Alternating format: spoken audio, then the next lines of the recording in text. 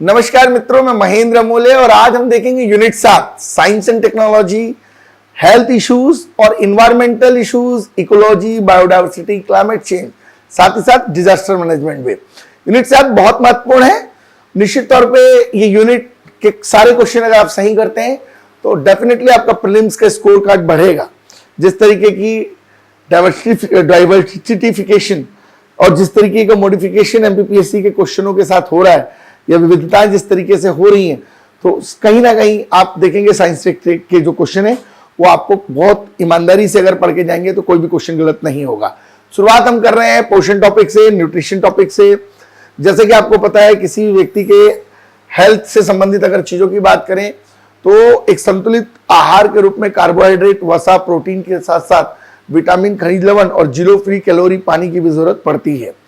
और अगर इन चीजों की कमी होती है तो व्यक्ति कहीं ना कहीं भूखमरी, हंगर, मल न्यूट्रिशन की स्थिति में आ जाता है। और आज भारत जो है ग्लोबल हंगर में 111वें नंबर पर है, जो कि चिंता का विषय है। तो हमारे सिलेबस में वैज्ञानिक संस्थान, अंतरिक्ष उपग्रह प्रणाली, विज्ञान की प्रमुख शाखाओं से संबंधित अप्लाइड नॉलेज, इसके अलावा न्यूट्रिशन, हंगर, मल न्यूट्रिशन, साथ ही साथ हेल्थ इंडेक्स, संक्रामक असंक्रामक बीमारियां, आनुवंशिक बीमारी, सिकल सेल एनीमिया और इसके साथ ही साथ इन्वायरमेंटल से जुड़े हुए जैव विविधता, hot spot, biodiversity, climate change, disaster management, ये सारी चीजें हैं।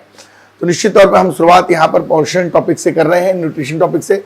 और कार्बोहाइड्रेट का जो पाचन है सबसे पहले मनुष्य के जो है मुख में होता है, और कार्बोहाइड्रेट से जो है एक पर्याप्त मात्रा में ऊर्जा भी आपकी यहाँ पर निकलती है। इसके अलावा दूसरा महत्वपूर्ण जो आपका खनिज तत्व है, या आप समझ सकते हैं कि संतुलित आहार के जो मुख्य तत्व हैं उसमें आपके वसा है, प्रोटीन है, तमाम चीजें हैं। तो हम सबसे पहले चर्चा जो कर रहे हैं आपकी कार्बोहाइड्रेट से संबंधित चर्चा यहाँ पर कर रहे हैं। तो सबसे पहले कार्बोहाइड्रेट से रिलेटेड बातें करें कि कार्बन, हाइड्रोजन, ऑक्सीजन के 1:2:1 के यौगिक जो है वो कहीं ना कहीं कार्बोहाइड्रेट से रिलेटेड है। It is the 1:2:3 1:2:1 compound of the carbon, hydrogen and oxygen. और इसका जो स्वाद होता है वो थोड़ा मीठा होता है। इसका फॉर्मूला भी आपको पता होगा, CnS2n और ON। आधारभूत इकाई इसकी सेकेराइड है।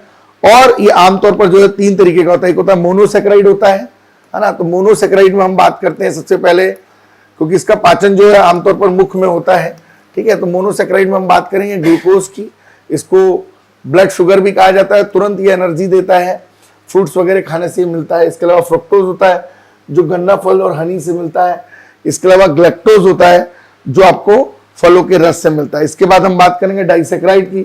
तो डाइसेक्राइड के अंतर्गत आपके काजू है, बादाम है, अखरोट है, ये सारी चीजें आएंगी आपकी माल्टोज के अंतर्गत।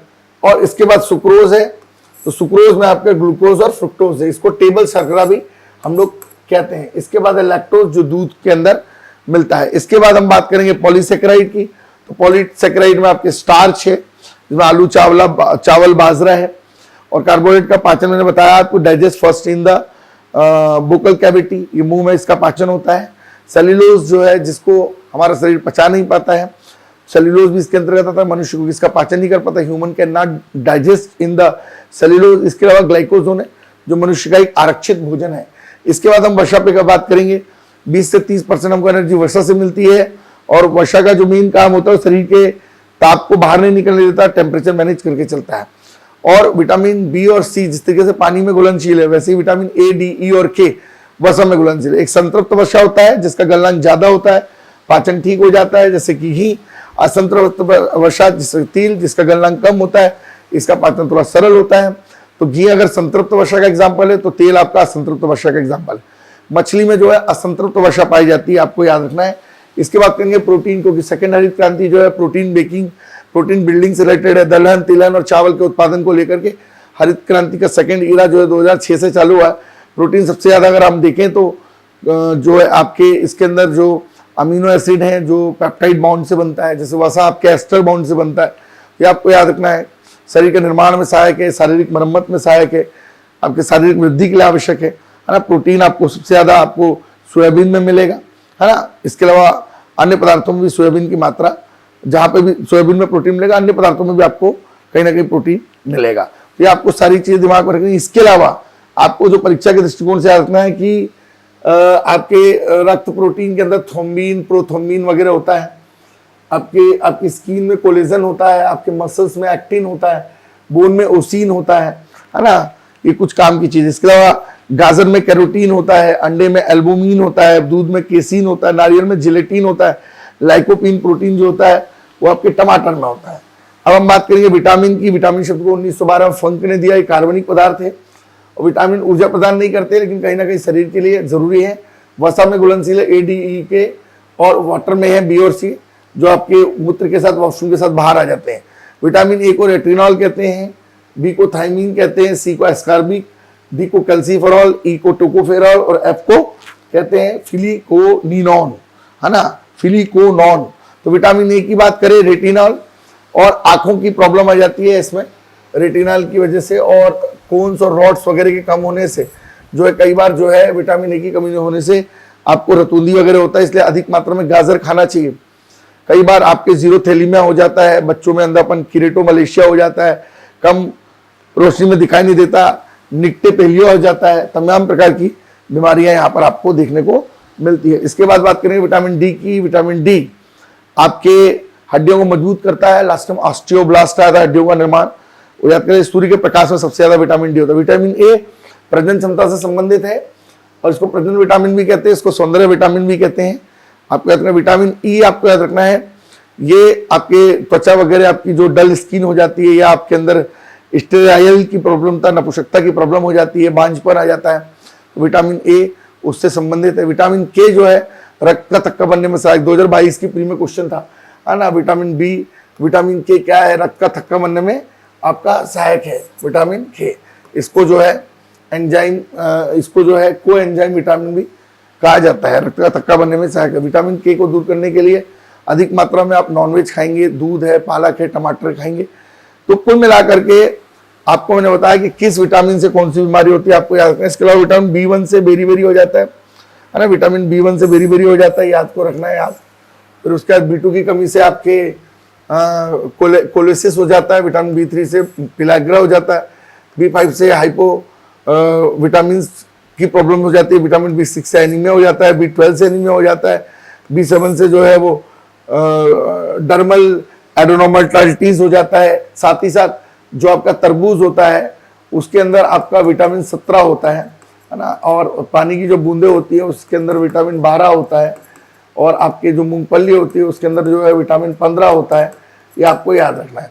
लास्ट टाइम विटामिन के से क्वेश्चन था, रख के थक्का बनने से। अब विटामिन सी की कमी से क्या होता है ये भी आप देख लें।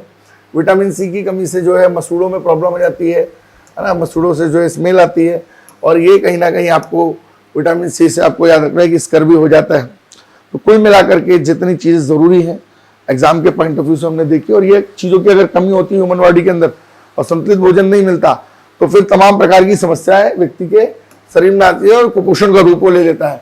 तो विटामिन ए से मैंने आपको बताया कि रतौंधी हो जाता है ना। विटामिन डी की कमी से रिकेट्स हो जाता है, विटामिन के की कमी से वही रक्त का थक्का, विटामिन ई की कमी से आपके नपुंसकता या बांझपन हो जाता है। इसके अलावा हम बात करें विटामिन सी से, तो विटामिन सी से स्कर्वी, विटामिन B1 से बेरी बेरी, है ना, फिर कोलेसिस विटामिन B2 से, पेलाग्रा विटामिन B3 से, एनीमिया आपके B6 से, B12 से। तो लगभग मान के चलिए कि सारे विटामिन आपको याद रखने हैं। और शारीरिक संरचना अगर आपको मजबूत करनी है, संतुलित आहार लेना पड़ेगा, भोजन लेना पड़ेगा, और तमाम तरीके से जो चीज़ें हैं उनको लेके चलना पड़ेगा। कोई कैल्शियम अगर डिफिशियंसी हो गई आपको तो हड्डी और दांत कमजोर हो जाएंगे। आयरन कम हो गया तो आपको एनीमिया हो जाएगा। बाद में अगर आरबीसी के जीवन काल में कमी आई तो आपके आरबीसी का गोलाकार साइज जो है वो सिकल सेल एनीमिया के रूप में कन्वर्ट हो जाएगा, ये भी एक प्रॉब्लम है। आयोडीन की कमी से घेंगा हो जाएगा। सोडियम डिफिशियंसी हो गई तो आपको हाइपोनेट्रीमिया हो जाएगा, या पोटेशियम की कमी तो आपको हाइपोकैलिमिया हो जाएगा। तो इससे फिर कुपोषण की स्थिति पे आएगी, और कुपोषण की स्थिति में भारत का रैंकिंग मैंने बताया आपको 111 है। जेंडर गैप में भी हम लगातार पीछे हैं, और कहीं ना कहीं मल न्यूट्रिशन में भी हम 111 नंबर पे, जेंडर गैप में भी हमारी स्थिति बहुत अच्छी नहीं है, और कहीं ना कहीं मल न्यूट्रिशन में हमारी स्थिति जो हंगर इंडेक्स है उसमें 111वें नंबर पर है। तो ये कुपोषण की समस्या है, और कुपोषण अपने आप में एक बहुत बड़ी समस्या है। साथ ही साथ कुछ आनुवंशिक बीमारियों को भी पाठ्यक्रम में रखा गया है, तो हम आनुवंशिक बीमारियों को भी देख लेते हैं। ये बीमारी जो हमें परिवार से, फैमिली से मिलती है उनको हम लोग जेनेटिक डिसीज कहते हैं, और इन जेनेटिक डिसीज में आपके वर्णांधता है, आपका है ना। इसके अलावा आपका अन्य बीमारियों में अगर हम बात करें तो आपका वर्णांधता है, इसके साथ साथ हम बात करें अगर तो हीमोफीलिया है ना। इसके साथ साथ हम बात करें तो टर्न सिंड्रोम, डाउन सिंड्रोम, ये तमाम प्रकार की बीमारियां देखने को मिलेंगी। पटाउ सिंड्रोम, हंटिंगटन, है ना, एडवर्ड सिंड्रोम, तो ये तमाम चीजें हैं। इसमें कलर ब्लाइंडनेस बहुत इंपॉर्टेंट है। कलर ब्लाइंडनेस में क्या होता है, आपका वर्णांधता में आंखों में जो आपके कोन सेल होती है उनकी संख्या कम हो जाती है और उसकी वजह से जो है आपका जो है वर्णांधता का प्रॉब्लम देखने को मिलता है। और इसके लिए इशिहारा टेस्ट किया जाता है ना। नॉर्मली जो है ये आमतौर पर जो है आपके आमतौर पर बहुत सारे लोगों की बीमारी होती है। हीमोफीलिया ये एनीमिया है, मतलब एक प्रकार के रक्त का थक्का बनने में सहायक समझ लो आप। और ये शाही रोग है, ये ब्रिटिश घराने में होता है। वर्ल्ड हीमोफीलिया डे भी जो है वो 17 अप्रैल को मनाया जाता है। थैलेसीमिया एक गुणसूत्र से संबंधित विकार है और थैलेसीमिया डे जो है 8 मई को मनाया जाता है। और सिकल सेल एनीमिया तो हम डिटेल में पढ़ेंगे। और सिकल सेल एनीमिया के रोकने के लिए 7 करोड़ लोगों का टेस्ट भी हो रहा है जो 0 से 40 साल के हैं। और 19 जून को सिकल सेल एनीमिया डे भी मनाया जाता है। इसमें क्या होता है कि जो आरबीसी का साइज है वो इसे हाशिए की तरह हो जाता है और आरबीसी का जो जीवन काल 120 दिन है वो घट के 8 से 12 दिन हो जाता है। और ऐसी स्थिति में आमतौर पर शुरुआत एनीमिया से होती है, फिर धीरे धीरे वो आरबीसी के साइज में चेंज आने से ऑक्सीजन का फ्लो नहीं हो पाता, तो इससे सिकल सेल एनीमिया हो जाता है। 1 जुलाई 2023 को शहडोल से जो है सिकल सेल एनीमिया को लेकर काम चालू हुआ। और ये सिकल सेल एनीमिया एक प्रकार का जेनेटिक डिसीज है। आरबीसी का साइज जो है वो बाइकोनेव के स्थान पर सिकल टाइप का हो जाता है और ऑक्सीजन लेने में इसकी कैपेसिटी कम हो जाती है। और ये कारण से जो है चीजें होती है। 1 जुलाई 23 को मध्य प्रदेश के शहडोल से जो है इसको लेके सिकल सेल एनीमिया की शुरुआत हुई। और इलेक्ट्रोफोरेसिस नामक टेस्ट इसको लेकर के होता है। हीमोग्लोफेटी नाम का एक कार्यक्रम भी 2016 से मध्य प्रदेश सरकार चला रही है उन आदिवासी अंचलों में जहाँ सिकल सेल एनीमिया की प्रॉब्लम है। आमतौर पर आदिवासी क्षेत्रों में ये बीमारी बहुत देखने को मिलती है। मलेरिया की समस्या बाद में फिर वो कन्वर्ट हो जाती है। 2047 तक इसके उन्मूलन को लेकर के सरकार काम कर रही है। उसके अलावा ये एक और बीमारी है जिसको हम लोग डाउन सिंड्रोम कहते हैं। तो ये एक लैंगडो डाउन ने इसकी खोज की थी। महिला पुरुष दोनों को हो सकती है, गुणसूत्रों की समस्या। एक टर्नर सिंड्रोम है, ये केवल महिलाओं में होता है ना। महिलाओं में एक्स गुणसूत्र हो जाते हैं, पुरुषों जैसे लक्षण हो जाते हैं। इसके अलावा एक और बीमारी आपको दिख रहा है क्लीन फिल्टर सिंड्रोम, जो भी गुणसूत्रों के कारण होती है। पटाउ सिंड्रोम, इसमें आपके ओट वगैरह फट जाते हैं। एडवर्ड सिंड्रोम, इसमें भी जो है शरीर के कई हिस्सों में विकलांगता जैसी या डिसेबिलिटी जैसी समस्याएं देखने को मिलती हैं। तो ये कुल मिलाकर के बहुत सारी बीमारियां हैं। इसमें एक बीमारी आप समझ सकते हैं कि जितनी भी बीमारियां हम देख रहे हैं ये सारी की सारी बीमारियां आपकी जो है वो आपके आनुवंशिक बीमारियां हैं। बहुत महत्वपूर्ण तरीके से आप इनको याद रखेंगे। अब कुछ ऐसी चीजें हैं जैसे कौन कौन से वायरस से कौन कौन सी बीमारी होती है, ये भी आपको याद रखना है कि भाई एड्स होता है HIV वायरस से होता है, चेचक वेरियोला से होता है, इन्फ्लुएंजा मिक्सो वायरस से होता है, हर्पीज वायरस से होता है, डेंगू से अरबो वायरस होता है, मोरबोली वायरस होता है, रेबिस रेप्टो वायरस होता है, गलसुआ मम्मस से होता है, पीलिया हेपेटाइटिस से होता है, छोटी माता बेरिसोलस होता है, पोलियो जो है वो आपके पोलियो वायरस से होता है। तो डिफरेंट तरीके के ये आपको यहाँ पर चीजें सेगमेंटेशन तरीके से याद रखने हैं। और प्रॉपर जितनी चीजें हम यहाँ पे देख रहे हैं वो सारा आपका एग्जाम ओरिएंटेड चीजें हैं, एग्जाम के दृष्टिकोण से बहुत महत्वपूर्ण है। तो प्रॉपर इनको आप पढ़ के जाइए, इनको देख के जाइए। यहाँ से प्रश्न आना लगभग आपके परीक्षा में तय है। तो सारे के सारे टॉपिक्स को हम यहाँ कवर करते हुए, और आई होप कि ये हमने अपने क्लास लेक्चर में भी आपकी सारी चीज़ें कराई हैं, है ना। तो मैं कुछ क्वेश्चन प्रैक्टिस भी चाह रहा हूँ कि इसमें साथ में यहाँ पर कराते हुए मैं चलूँ, ठीक है। तो ये सारी की सारी बीमारियाँ हैं जिनको हमने क्लास लेक्चर में भी यहाँ पे कराया है। और इनसे संबंधित संक्रामक बीमारियों से संबंधित कौन कौन से टेस्ट होते हैं, जैसे एलिजा टेस्ट आपका होता है, एड्स से संबंधित है, ये इंपॉर्टेंट टेस्ट है ना। उसी तरीके से एलिसा टेस्ट के अलावा जो है आपके एक एमएस टेस्ट होता है। एमएस टेस्ट ये आपके होता है कैंसर के इलाज के लिए, है ना। तो एमएस टेस्ट होता है आपके कैंसर के इलाज के लिए, मैंने क्लास में प्रॉपर डिस्कस किया है। तो एक होता है अमेज टेस्ट, ये होता है आपके कैंसर के इलाज के लिए। एक होता है डिक टेस्ट, ये डिक टेस्ट होता है आपके जो लाल ज्वर होता है उसके लिए। 6 रोग के लिए होता है मॉन्टेक्स टेस्ट, मॉन्टेक्स 6 रोग के लिए होता है मॉन्टेक्स। इसी तरीके से एक टाइफाइड के लिए होता है विडाल टेस्ट, विडाल टेस्ट होता है इसके अलावा एक वेसन सेट होता है प्लेग के लिए, वेसन सेट।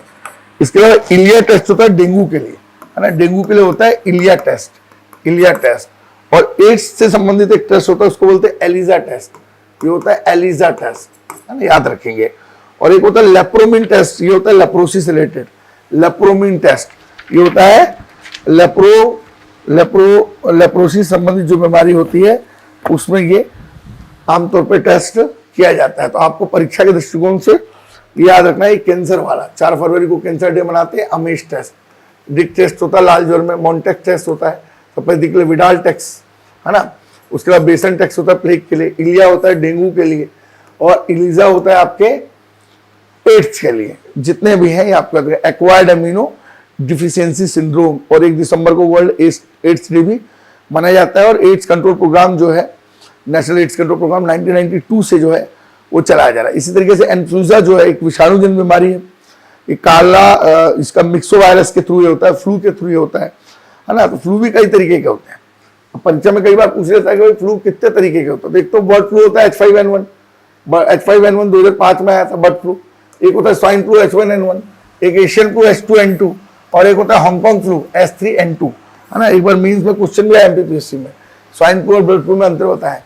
तो H5N1 bird flu, H1N1 swine flu, H2N2 Asian flu, और हांगकांग फ्लू होता है आपका H3N2, है ना। ये आपको दिमाग में रखना है। इसके अलावा डेंगू, डेंगू जो है इसके लिए यूएनबी कार्यक्रम 14 में चलाया गया था। मच्छरों से होने वाली बीमारी है और आमतौर पे अरबो वायरस से होता है, एडिस एजिप्टी और एल्कोपिक्टस मच्छर जो होता है उससे जो होता है डेंगू होता है। और डेंगू में प्लेटलेट्स की संख्या जो होती है वो प्लेटलेट्स जो होता है डिक्रीज हो जाती है, और इसके लिए उसको हड्डी तोड़ बुखार, ब्रेग बोकन फीवर भी इसको जो है कहा जाता है। इसके अलावा ये मच्छर जो है चिकनगुनिया, पीत ज्वार और डेंगू बुखार को भी अंजाम देता है। इसके अलावा खसरा, ये भी विषाणु से होने वाली बीमारी है, क्योंकि हमको आनुवंशिक बीमारी, संक्रामक बीमारी दोनों पढ़ना है और अच्छे तरीके से पढ़ना है।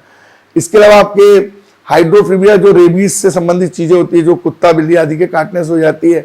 और ये जो इसके अलावा मम से आपका गलसुआ वगैरह जो है ये भी विषाणु होता है। ये आपकी लार ग्रंथि में जो पैरोटिड ग्रंथि होती है उसमें सूजन आ जाती है मम्स वगैरह में, तो ये मम्स वगैरह में जो है आपको सूजन आ जाती है, इस वजह से होता है।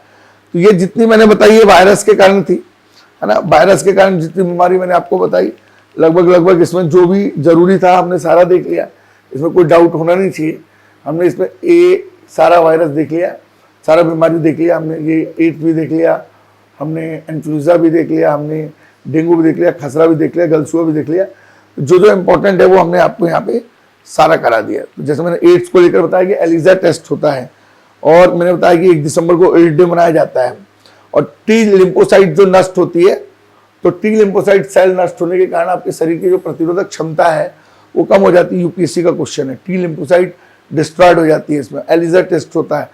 और इसके अलावा इन्फ्लुएंजा को लेकर मैंने बात करी, इन्फ्लुएंजा जो है ये मिक्सो वायरस के कारण होता है, इसको फ्लू भी कहा जाता है। और इसमें मैंने आपको पता है bird flu H5N1, swine flu H1N1, Asian flu H2N2 और हांगकांग फ्लू H3N2। इसके अलावा डेंगू मैंने बताया आपको, यूएनबी कार्यक्रम 14 में चालू हुआ, प्लेटलेट्स की संख्या कम हो जाती है, हड्डी तोड़ बुखार इसको कहते हैं, एडिस एजिप्टी मच्छर के काटने से होता है। इसी मच्छर के काटने से डेंगू होता है, चिकनगुनिया होता है, पीत ज्वर होता है। फिर उसके बाद मैंने आपको बताया आपके खसरा, जिसको मिसल्स कहते हैं, बच्चों में होने वाली बड़ी गंभीर प्रकार की बीमारी है, और ये मोरबोली वायरस के कारण होता है, मोरबोली वायरस। और टीकाकरण के द्वारा इस बीमारी का बचाव भी किया जा सकता है। इसके अलावा रेबीज, रेबीज जो है कुत्ता वगैरह के काटने से, बिल्ली वगैरह काटने से होता है, रेबीज वायरस के कारण ये होता है। उसके बाद मम्स, ये गलसुआ है जो गले वगैरह में हो जाता है, और इसके लिए जो है आपको पैरोटिड लार ग्रंथि में आपकी कई बार सूजन आ जाती है, और पैरोटिड लार ग्रंथि में सूजन आने के कारण जो है ये इस प्रकार की समस्या आपको यहाँ पर पैरोटिड लार ग्रंथि में जो है यहाँ पर आपके पैरोटिड लार ग्रंथि में सूजन आ जाती है, जिस वजह से जो है ये आपको बीमारी कई बार हो जाती है। अब हम बात करेंगे अन्य बीमारियों पे, जिसमें हम बात करेंगे जीवाणु, आपके जितने भी बैक्टीरिया उनसे होने वाली बीमारी, जैसे गोनेरिया है, सिफिलिस है, टाइफाइड है, प्लेग है, डिप्थीरिया, टीबी है, काली खांसी, टिटनस है, कुष्ठ है, न्यूमोनिया है और हैजा है। और टाइफाइड जो है ये तो बहुत इंपॉर्टेंट है, 2025 तक इसको दूर करने का प्रयास कर रही है सरकार। टाइफाइड जो है ये जल संक्रमित जीवाणु बीमारी है, ये सालोमोनेला के कारण होता है, सालोमोनेला टाइफोसा के कारण होता है। और इसके लिए जो 2025 तक सरकार ने कार्यक्रम भी चलाया और ये टीबी की बीमारी को रोकने के लिए विडाल टेस्ट भी होता है ना, विडाल टेस्ट भी होता है। मैंने अभी आपको बताया था विडाल टेस्ट होता है, इंपॉर्टेंट है। इसके अलावा प्लेग है, प्लेग भी इंपॉर्टेंट है। प्लेग बेसिकली ये एक पासुचेरेला पैसोटिस नामक जो है जीवाणु होता है, इसमें आपके प्लेग में फेफड़े प्रभावित हो जाते हैं, लंग्स प्रभावित हो जाते हैं। और कुल मिलाकर के इसके लिए जो है बेसन स्टेन टेस्ट होता है ना, एक वेसन स्टेन टेस्ट होता है इसकी इलाज के लिए। इसके अलावा आपके डिप्थीरिया है, तो डिप्थीरिया भी संक्रमित बीमारी है, नाक कान गला को प्रभावित करती है।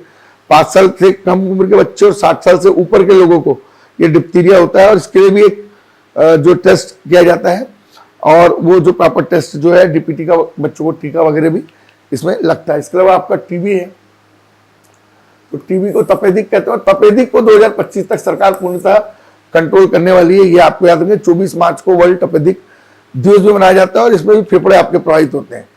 इसके अलावा डिप्थीरिया हो गया और मिशन इंद्रधनुष में जितनी बीमारियों के टीके लग रहे हैं। फिर इसके अलावा आपके चेचक हो गया है ना, तो ये सारी बीमारी है जिनको आपको यहाँ पे याद रखना चाहिए। अब साथ ही साथ आप एक दिमाग में रखेंगे कि भाई कौन सी बीमारी है जो आपके कवक वगैरह से होती है, कवक वगैरह से होती है, आपका गंजापन, दमा, दांत, खाज और एथलीट फुट।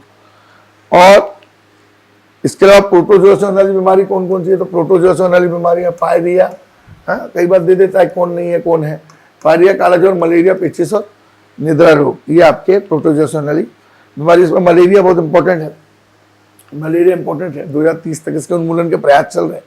मादा एन्फ्लुएंजा मच्छर के कारण होता है और वर्ल्ड मलेरिया डे जो है वो 25 अप्रैल को मनाया जाता है। इसके अलावा कुछ अन्य तत्वों से बीमारी होती है, जैसे नाइट्रेट के अधिकता से ब्लू बेबी सिंड्रोम हो जाता है, जैसे कैडमियम की अधिकता से इटाई या आउच रोग हो जाता है, 2021 की में पूछा था। पारे की अधिकता से मिनी माता हो जाता है, फ्लोरोसिस की वजह से फ्लोरीन की वजह से फ्लोरोसिस हो जाता है, लास्ट टाइम राष्ट्रीय पोषण कार्यक्रम में पूछा था। इसके अलावा आपके आर्सेनिक की मात्रा अधिक है तो आपको ब्लैक फुट हो जाता है, तंबाकू की मात्रा अधिक है तो टबोकोसिस हो जाता है, क्योंकि आपके सिगरेट वगैरह में पोलिनियम 210 भी पाया जाता है। तो तरह तरह की बीमारियां आपको देखने को मिलती है। और WHO भी पूछ सकता है कब बना, 7 अप्रैल 48 को WHO बना। इसका हेडक्वार्टर जिनेवा में है, 194 मेंबर इसके हैं और इस बार की जो थीम है वो है हेल्थ फॉर ऑल। ये तो 23 की थी, हेल्थ फॉर ऑल 23 की थी। माई हेल्थ माई राइट, हाँ ये है थीम इस बार, माई हेल्थ माई राइट। ये आपके 7 अप्रैल 2024 की थीम थी, माई हेल्थ माई राइट, और हेल्थ फॉर ऑल 23 की थी। WHO भी आपको याद रखना, क्योंकि हमारी पहली हेल्थ पॉलिसी आई थी 83 में, दूसरी आई थी 2002 में, तीसरी आई थी 15 मार्च 2017 को। और हमारे यहाँ जो नेशनल रूरल हेल्थ मिशन चालू किया था वो चालू किया था 12 अप्रैल 5 को, जिसमें आशा कार्यकर्ताओं को जोड़ा था, और अर्बन वाला 13 में चालू किया था। और जननी सुरक्षा योजना 12 अप्रैल को, जननी शिशु सुरक्षा 11 को, और राष्ट्रीय बाल शिशु कार्यक्रम 2013 को, अर्बन मिशन 13 को चालू हुआ था। और स्वास्थ्य बेहतर रहे इसके स्वच्छता अभियान मासेलकर कमेटी की रिकमेंडेशन पर 2 अक्टूबर 14 को चालू हुआ था। और अभी जो नेशनल फैमिली हेल्थ सर्वे चल रहा है वो 92 से चल रहा है, अभी 6वां चरण चल रहा है। तो लगातार इसमें जो प्रजनन दर हमारी 2.2 है, एक विषय बना हुआ है, लिंगानुपात 1020 है, शिशु मृत्यु दर 35/1000 है, और हमारा जो न्यूट्रिशन लेवल है वो 32.1% के आसपास है। तो निश्चित तौर पर आपको याद रखना है। भारत में अगर टीकाकरण की, क्योंकि हमारे सिलेबस में स्वास्थ्य कार्यक्रम और नीतियां हैं जिनको आपको मुझे याद होना चाहिए। टीकाकरण का जो हमारा इम्यूनाइजेशन प्रोग्राम 78 में चलो, उसको यूनिवर्सल लेवल पर 85 में हमने लाया। बाद में हमने मिशन इंद्रधनुष चला के 60 टीके, और फिर बाद में 5 टीके उसमें और जोड़ दिए, और मिशन इंद्रधनुष का जो 5वां चरण चल रहा है, इस समय 12 टीके उसमें हम लगवा रहे हैं। तो मिशन इंद्रधनुष भी अपने को याद रखना है। आयुष्मान भारत यात्रा, आयुष्मान भारत भी आपको याद रखना है 23 सितंबर 2008 को, क्योंकि रैपिड रिविजन राउंड है। यहाँ पर पढ़ाने से ज्यादा क्या पढ़ लेंगे ये महत्वपूर्ण है। पल्स पोलियो अभियान 95 याद रखेंगे। और 27 मार्च 2014 को भारत को पोलियो मुक्त घोषित किया। अब अफगानिस्तान, नाइजीरिया और पाकिस्तान में से पोलियो के पेशेंट हैं, है ना।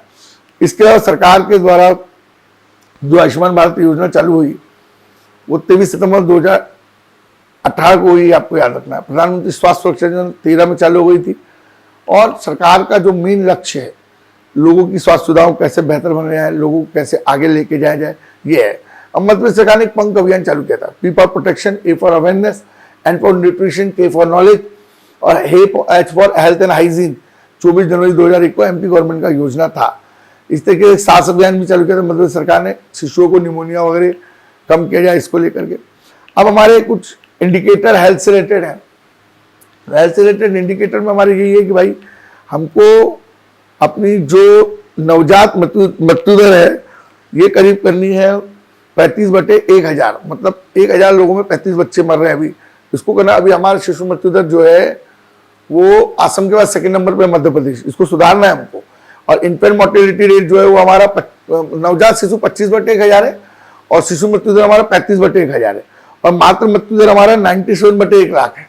तो इसको सुधारना है क्योंकि असम के बाद हम सेकंड नंबर पर हैं और शिशु मृत्यु दर, मातृ मृत्यु दर, ये तमाम चीजें हमारे जो हेल्थ इंडिकेटर है ये हमारे लिए चिंता का विषय। और हमारे लाइफ एक्सपेक्टेंसी जो है उसको लेकर भी बहुत सारे विषय हैं, तो हमको लाइफ एक्सपेक्टेंसी को लेकर भी जो है काम करने की जरूरत है। और ह्यूमन डेवलपमेंट इंडेक्स में जो हमारी रैंकिंग लगातार बिगड़ रही है ना, 134, 131 से 134, उसको भी हमको सुधारना पड़ेगा क्योंकि हमारी शिक्षा अच्छी होगी, हमें रोजगार के अवसर अच्छे होंगे, प्रति व्यक्ति आय अच्छी होगी, लाइफ एक्सपेक्टेंसी अच्छी होगी, तो डेफिनेटली हमारे हेल्थ इंडिकेटर सुधरेंगे। और टोटल फर्टिलिटी रेट जो है हमारा वो 2.1 के आसपास है, वैसे भी हम विश्व के सर्वाधिक जनसंख्या वाले देशों में शामिल है। अब पोषण, न्यूट्रिशन और कुपोषण के बाद हमारा जो मेजर पोषण था, हमने आनुवंशिक रोग और ये तमाम चीज देखे, संक्रामक रोग देखे, कुछ और चीजों को भी हम यहाँ पर देख लेंगे अभी फिलहाल। अब जो है हमारा 1972 में वाइल्ड लाइफ सेंचुरी एक्ट है, इसके अंदर 6 अनुसूची है। 6वीं अनुसूची जो है पौधों से रिलेटेड है, यूपीएससी क्वेश्चन है। प्रोजेक्ट टाइगर 1 अप्रैल को चालू हुआ था, 73 में 50 साल हो रहे, कैलाश सांख्य ने लाया था। 750 टाइगर मध्य प्रदेश में, उसके बाद कर्नाटक, उसके बाद उत्तराखंड में। सबसे ज्यादा टाइगर मध्य प्रदेश में बांधवगढ़ में, उसके बाद कानाकेसरी, उसके बाद पेंच में। जल प्रदूषण 74 में आया था, इसके 50 साल पूरे हो रहे, इसलिए इंपॉर्टेंट है। 42वां संविधान संशोधन 76 में आया था, इसमें 48A में पीताम्बर पंत कमेटी की रिकमेंडेशन पर environmental protection of wild life sanctuary को जोड़ा गया। इसके अलावा जल उपकर अधिनियम जो है 77 में आया था, वाइल्ड लाइफ सेंचुरी एक्ट 72 में आया था, उसके बाद फॉरेस्ट कंजर्वेशन 80 में आया था, वायु प्रदूषण वाला 81 में आया था, पर्यावरण विभाग बना था 80 में, मंत्रालय बना था 85 में और पर्यावरण संरक्षण कानून बना था 86 में। और इसी तरीके से हम बात करें तो ध्वनि प्रदूषण एक्ट आया था 2000 में, नेशनल ग्रीन ट्रिब्यूनल बना था 18 अक्टूबर 2010 को, इसका हेडक्वार्टर नई दिल्ली में। बायोमेडिकल जो वेस्टेज मैनेजमेंट कानून आया था 2015 में और ई कचरा अधिनियम जो आया था वो 2006 में आया था। और केंद्रीय प्रदूषण बोर्ड जो 1973-74 में बना था, हाल ही में केंद्रीय प्रदूषण बोर्ड के भी 50 साल पूरे हो रहे हैं, इसलिए इंपॉर्टेंट है, इसको आपको यहाँ पे याद रखना चाहिए। अब पॉल्यूशन वाइज अगर हम प्रदूषण को देखें, पॉल्यूशन वाइज प्रदूषण को देखें तो प्राइमरी प्रदूषण में कुछ सिलेबस हमारा कार्बन मोनोऑक्साइड है, कार्बन डाइऑक्साइड है, सल्फर डाइऑक्साइड है, नाइट्रस ऑक्साइड है, नाइट्रोजन ऑक्साइड है और PM2 पार्टिकल मैटर डाई, पार्टिकल मैटर 10 है।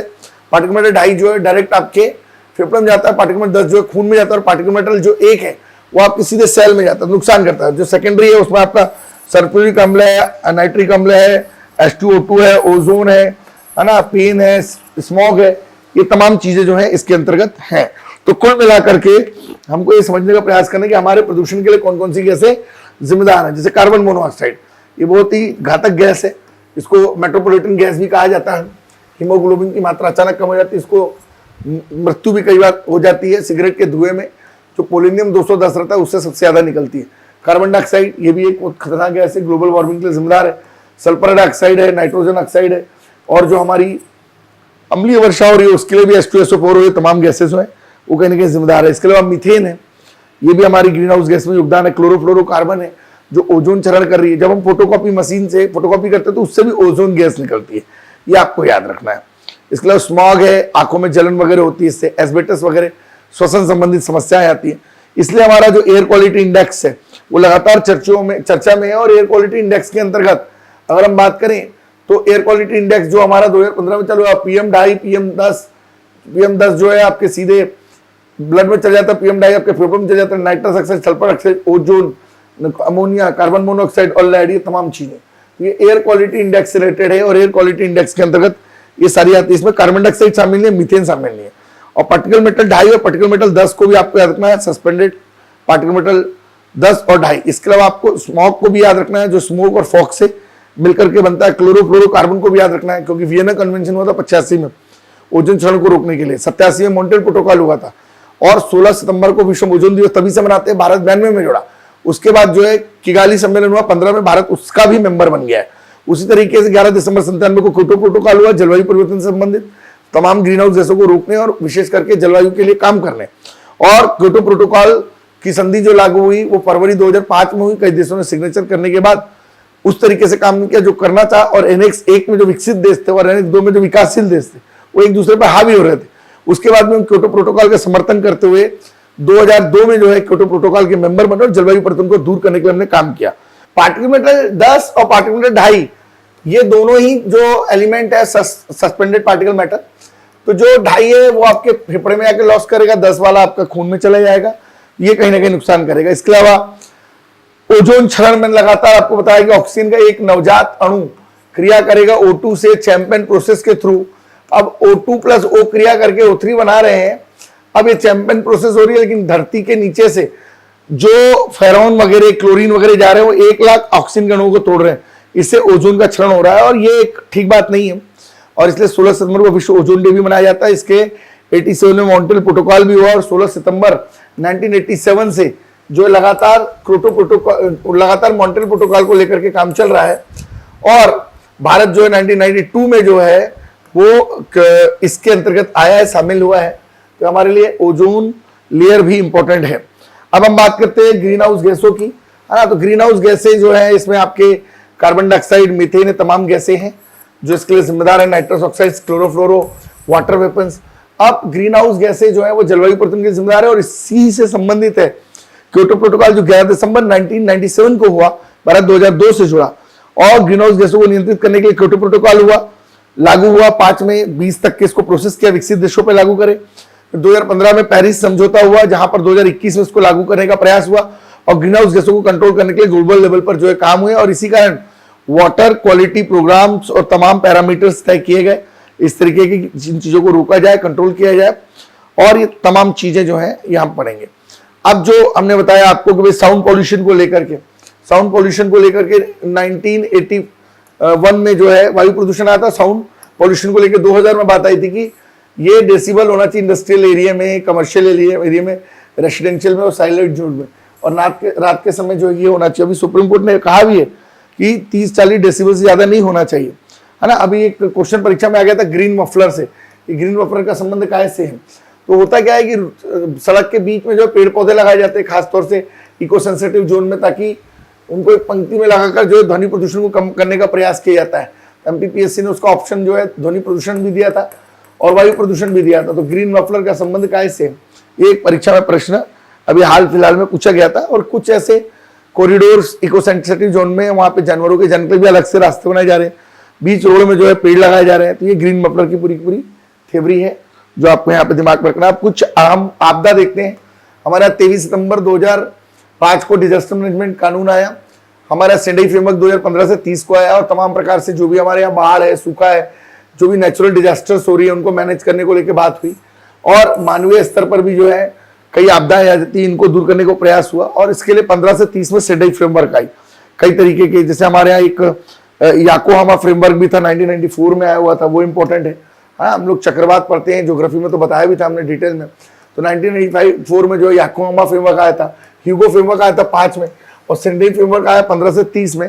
और अभी हाल ही में जो है जिनेवा में एक सम्मेलन हुआ था न्यूनीकरण को लेकर के, जो 1991 से लेकर 2001 तक के जो है वो आपदा को कंट्रोल कैसे करे इसको लेकर के एक ग्लोबल सम्मेलन अभी 16 में टोरंटो में भी हुआ। तो लगातार जो जापान इस दिशा में काम कर रहा है और भारत में राष्ट्रीय आपदा प्रबंधन के लिए काम चल रहा है। प्रधानमंत्री स्वयं जो है NDMA के अध्यक्ष होते हैं और हमारे यहाँ भारत में प्रयास हो रहे हैं। मध्य प्रदेश में भी आपदा प्रबंधन संस्थान 87 से बना हुआ है, राष्ट्रीय आपदा फोर्स बल 2006 से बना हुआ है, हमारे बाढ़ कंट्रोल बना हुआ है 95 से, हमारे 76 से उसको कंट्रोल कमेटी बनाई हुई है। तो तमाम तरीके से हमारे यहाँ चीजें होती रहती है। जैसे भोपाल गैस त्रासदी हो गया था हमारे यहाँ 2-3 दिसंबर को, मिथाइल आइसोसाइनेट निकल गया था आपके यूनियन कार्बाइड फैक्ट्री में। अभी केशव महेंद्र के खिलाफ मामला भी दर्ज हुआ। इसके अलावा ये राहत पुनर्वास को लेकर के 85 में जो है ये एक विभाग डेवलपमेंट सरकार ने डेवलप किया।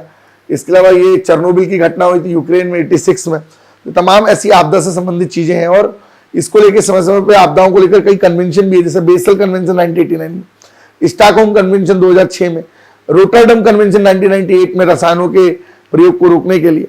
तो तमाम चीजें इनको आपको याद रखना चाहिए और हमने ज्योग्राफी में प्रॉपर तरीके से इन चीजों को पढ़ा भी है। अब हम बात करेंगे थोड़ा स्पेस टेक्नोलॉजी से रिलेटेड बातें। हमारे यहाँ जो भी 80 से 100 किलोमीटर पे कॉमन लाइन है, यहाँ से सारे के सारे स्पेस संबंधित एक्टिविटी की जाती है और आउटर स्पेस ट्रीटी जो 1967 में बना, भारत उसका मेंबर भी है और इस कॉमन लाइन का यूज कर करके हम लोग ये सारी चीजें करते हैं। हमारा इसरो बना 15 अगस्त 69 को, एस सोमनाथ इसके प्रमुख हैं और इसरो जो है हमारे यहाँ बहुत प्रॉपर तरीके से काम करने वाली संस्था है। एमपीपीएससी का फुल फॉर्म पूछ ली थी एक बार। अंतरिक्ष कार्यक्रमों को ये वो करती है। विक्रम साराभाई इसके पहले चेयरमैन थे, वर्तमान में जो है वो एस सोमनाथ। और लगातार इसरो के प्रयासों से आदित्य L1 2 सितंबर को छोड़ा गया 23 में, इसके बाद 14 जुलाई 2023 को चंद्रयान 3 छोड़ा जो कि 23 अगस्त 2023 तक आया। निसार अभियान इसरो के साथ चल रहा है, गगनयान 2 मंगलयान 2 को लेकर काम चल रहा है, शुक्रयान को लेकर काम चल रहा है। अभी एक्स स्पॉट हमने 1 जनवरी 2024 को छोड़ा। तो तमाम प्रकार के इसरो के काम है जो डेवलपमेंट प्रोसेस में काम कर रहे हैं, बहुत तेजी से काम इसरो इस समय कर रहा है। इसरो की 2 यूनिट भी है ना, एक अंतरिक्ष कॉर्पोरेशन है जो इसकी कमर्शियल यूनिट है 92 में बनी, और एक न्यू स्पेस जो एजेंसी, स्पेस एजेंसी जो 2019 में बनी। तो लगातार इसरो चर्चा में है। उस तरीके से डीआरडीओ 1958 में बना और समीर कामत इसके प्रमुख है। पृथ्वी, अग्नि, त्रिशूल, नाग, आकाश जितनी भी बैलिस्टिक क्रूज मिसाइल है उनका निर्माण ये करती है। और इसका एक डिफेंस का जो स्टैब्लिशमेंट यूनिट है 1973 में ग्वालियर में बना, जिस समय मिनी ब्रह्मोस को लेकर के काम कर रहा है। तो तमाम चीजें हैं, ये आपको याद रखना है। डीआरडीओ भी हमारे लिए इंपॉर्टेंट है, समीर कामत इसके प्रमुख। इसके अलावा हमारा जैव विविधता दिन डे 22 मई को मनाया जाता है 10/2010 में, और इसके लिए चेन्नई में जो है ट्रिब्यूनल भी बना है। वैसे वनीकरण पर्यावरण विकास को लेकर 92 में दिल्ली में एक संस्था बनी है। वाइल्ड लाइफ वन्यजीवी संस्था को लेकर नोएडा में 98 में एक संस्था बना। इसी तरीके से 84 में पर्यावरण शिक्षा केंद्र स्थापित किया। नेशनल एनवायरमेंटल इंजीनियरिंग संस्थान 1975 में नागपुर में बना है। बॉम्बे नेचुरल हिस्ट्री सोसाइटी ये 1893 में बनी है, जो कि पर्यावरण के क्षेत्र में काम करने वाली सबसे पुरानी संस्था है। नीरी 75 में बना है और ये 1893 में बना। तो तमाम प्रकार के संगठन है जो हमारे लिए इंपॉर्टेंट है। इसके अलावा बॉटनिकल सर्वे ऑफ इंडिया हमारे यहाँ बना 1896 में। इसके अलावा जूलॉजिकल सर्वे ऑफ इंडिया हमारे यहाँ बना 1916 में। World wild life fund for nature 1969 में बना। इसके अलावा टेरी के 50 साल हो रहे हैं। The energy and resource institute ये 50 साल हो रहे हैं, इंपॉर्टेंट है टेरी। इसके अलावा ये सेंट्रल पॉल्यूशन कंट्रोल बोर्ड बना 1974 में, इसके भी 50 साल हो रहे हैं, ये भी इंपॉर्टेंट है ना। अभी the economy and ecology and biodiversity team पर काम भी चल रहा है और लगातार पर्यावरण को लेकर के डेवलपमेंट चल रहा है। सलीम पक्षी विज्ञान केंद्र 90 में बना, जो कि कोयम्बटूर में है, ये भी इंपॉर्टेंट है ना। क्वेश्चन पूछ सकता है यहाँ से, कहाँ बना, सलीम अली का संबंध कैसे। इसके अलावा centre for science and environment 80 में बना, नई दिल्ली में। तो ऐसे बहुत सारे संस्थान है जिनको हमको पढ़ना चाहिए, वैज्ञानिक संस्थान, उनकी उपलब्धियां। भाभा एटॉमिक रिसर्च सेंटर है। भाभा एटॉमिक रिसर्च सेंटर जो है ये बना 54 में, नाम हुआ इसका 67 में। और भाभा एटॉमिक रिसर्च सेंटर जो है ये अप्सरा जो 56 में बना। इसके अलावा जर्लिना 60 में, साइरस 61 में, पूर्णिमा 1, 2, 3 72 में। इसके अलावा ध्रुव आपका 85 में, विशाखापट्टनम 11 में। इसलिए तारापुर प्लांट जो आपका 60 से चल रहा है, केगा है, कुडनकुलम है, नरोरा है, रावत भाटा है, काकरापारा है, तमाम चीजों को लेकर के काम चल रहे हैं। तो ये भाभा एटॉमिक रिसर्च सेंटर अपने लेवल पे इन संस्थाओं को लेकर के काम कर रहा है। कई बार जोड़ी बनाने में क्वेश्चन आ जाता है, इसलिए हमको यहाँ पर ध्यान रखना है। मौसम विज्ञान नई दिल्ली, मौसम वेधशाला पूना, सरसों केंद्र भरतपुर, सब्जी अनुसंधान वाराणसी, तंबाकू आंध्र प्रदेश, नारियल सुसंधान कौशल बोर्ड, वनस्पति शोध लखनऊ है ना, बिरबल जीवाश्म विज्ञान लखनऊ। इसके अलावा फसल शोध संस्थान जो है वो आपके त्रिवेंद्रम केरला के अंदर। उसके बाद कृषि अनुसंधान संस्थान नई दिल्ली, आलू शिमला, खाद्य तकनीकी शोध संस्थान मैसूर, आम लखनऊ, डेयरी करनाल, आनुवंशिकी नई दिल्ली, साल्ट रिजर्व जो है आपके गुजरात। उसके अलावा जैविक प्रयोगशाला जो है आपकी वो पालमपुर। और स्पीड थोड़ी तेज है भाई, पढ़ना पड़ेगा तेजी से ना। Indian institute of chemical institute जो है कोलकाता, कोशिका और आणविक जीवा केंद्र हैदराबाद, विषाणु विज्ञान केंद्र पूना 1966 में, केंद्रीय औषधि अनुसंधान Lucknow, AIIMS Delhi, DNA fingerprint Hyderabad. तो ये जोड़ी बनाने में आपको याद रखना है। इसके बाद हम बात करेंगे अपने स्पेस टेक्नोलॉजी की। तो सबसे पहले स्पुतनिक छोड़ा गया 1957 में, इंको स्पार बना 62 में, उसी को बाद में 69 में इसरो नाम दे दिया गया। डिपार्टमेंट ऑफ स्पेस 72 में, स्पेस कमीशन 72 में, न्यू स्पेस पॉलिसी जो है प्रोग्राम जो है वो 72 में, और आर्यभट्ट 19 अप्रैल 75 को। और जो हमारा न्यू स्पेस प्रोग्राम आया उसमें हमने कुछ रॉकेट छोड़े और कुछ हमने सैटेलाइट छोड़े, और जो हमने रॉकेट छोड़े उसमें हमने इनर स्पेस के अध्ययन के लिए साउंडिंग रॉकेट छोड़े और आउटर स्पेस के लिए हमने लॉन्चिंग रॉकेट छोड़े। उसी तरीके से सैटेलाइट में हमने इनसेट छोड़ा, IRS छोड़ा। जैसे 2011-12 में हमने मेगा टॉपिक छोड़ा था फ्रांस के साथ, क्लाइमेट और वेदर के लिए, हाल ही में उसको अरब सागर में हमने गिरा दिया, तो कहीं ना कहीं वो चर्चा का विषय बना हुआ है। इसी तरीके से हमने जो पहला साउंडिंग रॉकेट छोड़ा था वो रोहिणी 65 था, जो अमेरिका के नाइक अपाचे की तर्ज पर छोड़ा गया था। उसके बाद हमने कुछ लॉन्चिंग रॉकेट छोड़े, जैसे SLV 379 में 5 चरण ठोस वाला था ये। उसके बाद हमने छोड़ा APJ कलाम जी के सहयोग से ASLV 4 चरणों वाला ठोस वाला 83 में, 93 में PSLV polar satellite launching vehicle 1-3 द्रव और 2 और 4 गैस। उसका GSLV MK1 MK2, GSLV MK3, RLV pad, और अभी हम लोग अवतार को छोड़ने पर काम कर रहे हैं। तो लगातार अगर हम बात करें SLV 3 के बारे में, तो डॉक्टर कलाम के नेतृत्व में हुआ, 4 चरणों वाला था, ठोस ईंधन HTPB का यूज किया गया था, रोहिणी सीरीज का प्रयोग किया गया था, हाइड्रोक्सी थर्मिनेटेड पॉलीब्यूटाडीन को इसमें यूज किया था। ASLV 5 चरणों वाला था, SLV 3 को इसमें संवर्धित किया गया था, सभी 5 चरणों में HTPB लाया गया था, और सोर्स सीरीज को जो इसमें छोड़ा गया था। पोलर सैटेलाइट लॉन्चिंग व्हीकल उपग्रह को छोड़ने के लिए आया था, 4 चरणों में रॉकेट थे, इसमें 1 और 3 में जो है वो ठोस डाला था, और 2 और 4 में जो है उद्रव डाला था, और विकास इंजन के तौर पर इसको प्रयोग किया गया था। चंद्रयान 1 जो 22 अक्टूबर 8 को छोड़ा गया, मंगलयान जो 5 नवंबर 13 को छोड़ा गया, 24 सितंबर को पहुंचा, एस्ट्रोसेट, इसके अलावा जो एक साथ हमने 104 सैटेलाइट छोड़े थे, ये सब हम लोगों ने PSLV से छोड़े थे। चंद्रयान 1 PSLV 11 से, मंगलयान PSLV C25 से, एस्ट्रोसेट PSLV 30 से, और एक साथ 104 सैटेलाइट छोड़े थे PSLV 37 से। एक हमारा सत्यभामा सेट भी है जो एक एजुकेशन सेट है, जिसको हमने 2016 में छोड़ा था। इस तरीके से GSLV जो है ये हम 3 चरणों वाला है, इसमें हमने जियो सिंक्रोनाइजेशन सिस्टम डेवलप किया, करीब 2.5 टन का है, और हमारे एक में ठोस है, एक में द्रव और एक में क्रायोजेनिक हमारा इंजन यहाँ पे लगा हुआ है। और कुल मिलाकर के जो है हम लोग अवतार पे काम करें, तो पहला उपग्रह हमारा आर्यभट्ट था 19 अप्रैल 75 को, रोहिणी हमारा पहला उपग्रह था, साउंडिंग रॉकेट जो 79 में हरिकोटा से छोड़ा था, भास्कर एक 79 में रूस के सहयोग से छोड़ा था, रोहिणी सीरीज हमने जो है भारत की पहली छोड़ी थी। हमारा पहला जो संचार था वो एप्पल था, जो हमने 1981 में कोरू से छोड़ा था। इसके अलावा हमारी पहली जो टेलीकॉम सीरीज थी वो इनसेट थी, तो वो आपको याद रखना है। तो कुल मिलाकर के हमारे तमाम चीजें, जिसमें आपका रोहिणी 1 आपको याद रखना है, रोहिणी 2 याद रखना है, रोहिणी 2 80 में छोड़ा था हमने, और जितने भी सीरीज हमने छोड़ी। इसके अलावा अभी हमने आदित्य L1 छोड़ा था 2 सितंबर को 2023 में। हमने सूर्य के अध्ययन के लिए निसार हम लोग इसरो और नासा के सहयोग से छोड़ रहे हैं, NASA national aeronautical space agency जो 58 में बना।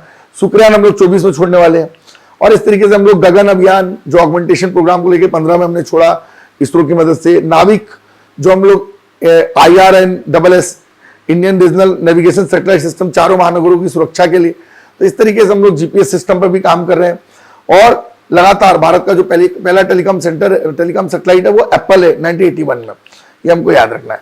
और हमारे इनसेट सीरीज हमने 82 में छोड़ी, और IRS सीरीज हमने जो है 88 में छोड़ी। अभी मेगा टॉपिक जो हमने 13 में छोड़ा था भारत फ्रांस के सहयोग से क्लाइमेट के अध्ययन के लिए, उसको हमने अरब सागर में गिरा दिया, वो चर्चा में 13 में 11-12 में छोड़ा था। और अभी फ्रांस के सहयोग से, भारत के सहयोग से हमारा प्रोजेक्ट 75 भी चल रहा है, और 13 में ही हमने सरल नाम का भी एक अभियान छोड़ा था। याद रखना है, थोड़ा सा तेज हो रहा है, पाठ्यक्रम बहुत ज्यादा है, और ज्यादा पाठ्यक्रम जब होता है तो चीजें थोड़ी सी तकलीफ करती हैं।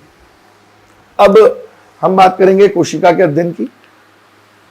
तो हमारे मानव शरीर टॉपिक पे चलते हैं। हमने वैज्ञानिक संस्थान देख लिया, उनकी उपलब्धियां देख लिया, हमने उपग्रह और स्पेस टेक्नोलॉजी देख लिया, हमने पोषण न्यूट्रिशन वाला टॉपिक देख लिया, हेल्थ वाला देख लिया, संक्रामक रोग असंक्रामक रोग दे सिकल सेल एनीमिया हमने देख लिया, हमने आपदा देख लिया, हमने प्रदूषण से संबंधित चीजें देख ली। अब हम लोग मानव शरीर में चलते हैं, है ना। मानव शरीर में सबसे पहले हम बता देते हैं कि भाई रॉबर्ट हुक ने कोशिका की खोज की थी, ल्यूवन हॉक ने जो इस पर काम किया था डिस्कवर करने में। और हमारी प्रीक्यूरेटिक सेल होती है जिसमें केंद्रक नहीं होता, मोनेरा इसका उदाहरण है, और यूकैरियोटिक इसमें केंद्रक उपस्थित होता है, फंगी और एनिमल और प्लांट इसके एग्जाम्पल है। कोशिका सिद्धांत को स्लाइडेन ने और स्वान ने दिया था 1839 में, है ना। तो ये तमाम चीजें, इसके अलावा कई बार क्वेश्चन जो आते हैं उनको आप दिमाग में रख लीजिए कि भाई पावर हाउस किसको कहते हैं, माइटोकॉन्ड्रिया को कहते हैं, माइटोकॉन्ड्रिया को पावर हाउस कहते हैं, याद रखेंगे। जीवन का भौतिक आधार जीवद्रव्य केंद्रक को मस्तिष्क कहते हैं, गुणसूत्र आनुवंशिक गुणों का वाहक है। इसके अलावा राइबोसोम जिसको प्रोटीन की फैक्ट्री कहते हैं, और कोशिका का भंडार गृह कहते हैं रिक्तिका को। ये हमको कुछ चीजें याद रखनी है परीक्षा के दृष्टिकोण से। कोशिका का आंतरिक कंकाल कहते हैं अंतर्जवी प्रजवी जलिका को, गोल्जी काय को हम लोग ट्रॉफिक पुलिस के नाम से जानते हैं, लाइजोसोम को हम लोग सफाई करता है या आत्महत्या की थैली के नाम से जानते हैं, हरित लवक को हम लोग कोशिका की रसोई कहते हैं, इसके अलावा कोशिका आवरण है, कोशिका झिल्ली, भित्ति और तमाम चीजें, ये आपको दिमाग में रखना है। बहुत इसके अंदर डिटेल में हम नहीं जाएंगे और सीधे हम आएंगे पाचन तंत्र पे। पाचन तंत्र में भी काम की चीजें हम पढ़ेंगे कि भाई हमारी जो सबसे छोटी हमारा कार्बोहाइड्रेट का पाचन होता है वो मनुष्य का मुंह में होता है ना, आपको ये याद रखना है। और भोजन जो है हमारे आहार नली में आता है, पाचन करता है। और सबसे जो हमारी बड़ी ग्रंथि होती है वो होती है 1.5 से 1.5 kg की आपकी यकृत होती है, ये आपको याद रखना है। और अमाशय के अंदर HCl वाली बात आपको दिमाग में रखनी है ना। अमाशय के अंदर भोजन का पीसना, छींकना और भोजन की प्रक्रिया जो है जीभ, दांत और लिप्स के माध्यम से होती है, आपके टंग के माध्यम से होती है, आपके मुंह के माध्यम से होती है, दांत के माध्यम से होती है। और कहीं ना कहीं इस तरीके से आपका भोजन पचता है। अगर हम जीभ की बात करें तो वो मांसपेशी का ही बना हुआ होंगे, स्वाद का अनुभव करती है। और हमारी लार में जो है वो टाइलिन एंजाइम, मॉल्टेज है, लाइजोजाइम, इस प्रकार के जो एंजाइम से वो पाए जाते हैं। और हमारी जो जीभ होती है वो बीटर, स्वीट, साल्ट, सोर सभी प्रकार के स्वाद का अनुभव करती है। बहुत सारी टेस्ट बर्ड्स होती है 2000 के आसपास। फिर हमारे दांतों को लेकर बात है कि हमारा परमानेंट 32 होते हैं और हमारे जो टेम्परी होते हैं वो 20 के आसपास होते हैं ना। इसमें कुछ इंसाइजर होते हैं और कुछ आपके कुछ भोजन को चबाने का काम करते हैं, कुछ पचाने का काम करते हैं। और अलग अलग जो है हमारे दांतों का रोल यहाँ पर रहता है। तो ये आपको याद रखना है, दिमाग में सेट करके रखना है, क्योंकि क्वेश्चन यहाँ से अगर आएगा भी तो ये आएगा कि दांत का जो ऊपरी हिस्सा है वो किस कठोर भाग से बना रहता है, वहां से क्वेश्चन आएगा। तो आपको याद रखना है कि जो इनेमल है, हार्डेस्ट पार्ट ऑफ बॉडी, उस तरीका सबसे कठोर भाग है, ब्रैक्टेस्ट होता है, वो आपके दांत का ऊपरी भाग उससे बना रहता है। और डेंटाइन जो है वो largest part of the teeth होता है। और इतना आपको दिमाग में रखना है। इसके अलावा हम बात करेंगे ओशियोफोगस की।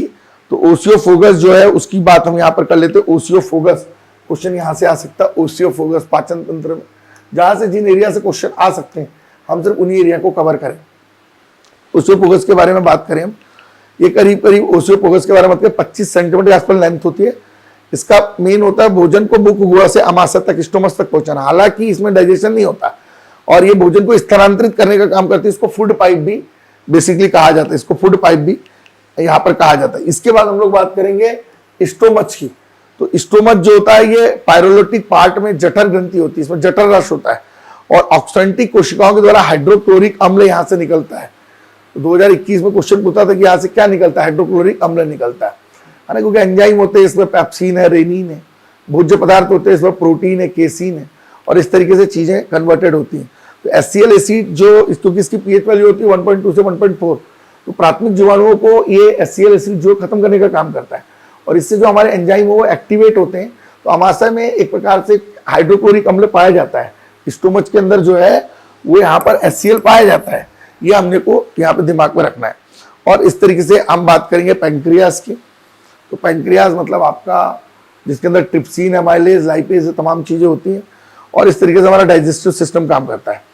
हमारी पेचिस वगैरह हमको लगती है तो बड़ी आंत के कारण होता है और छोटी आंत जो होती है वो हमारे पाचन का अंतिम भाग होता है। ये अपने को दिमाग में रखना है।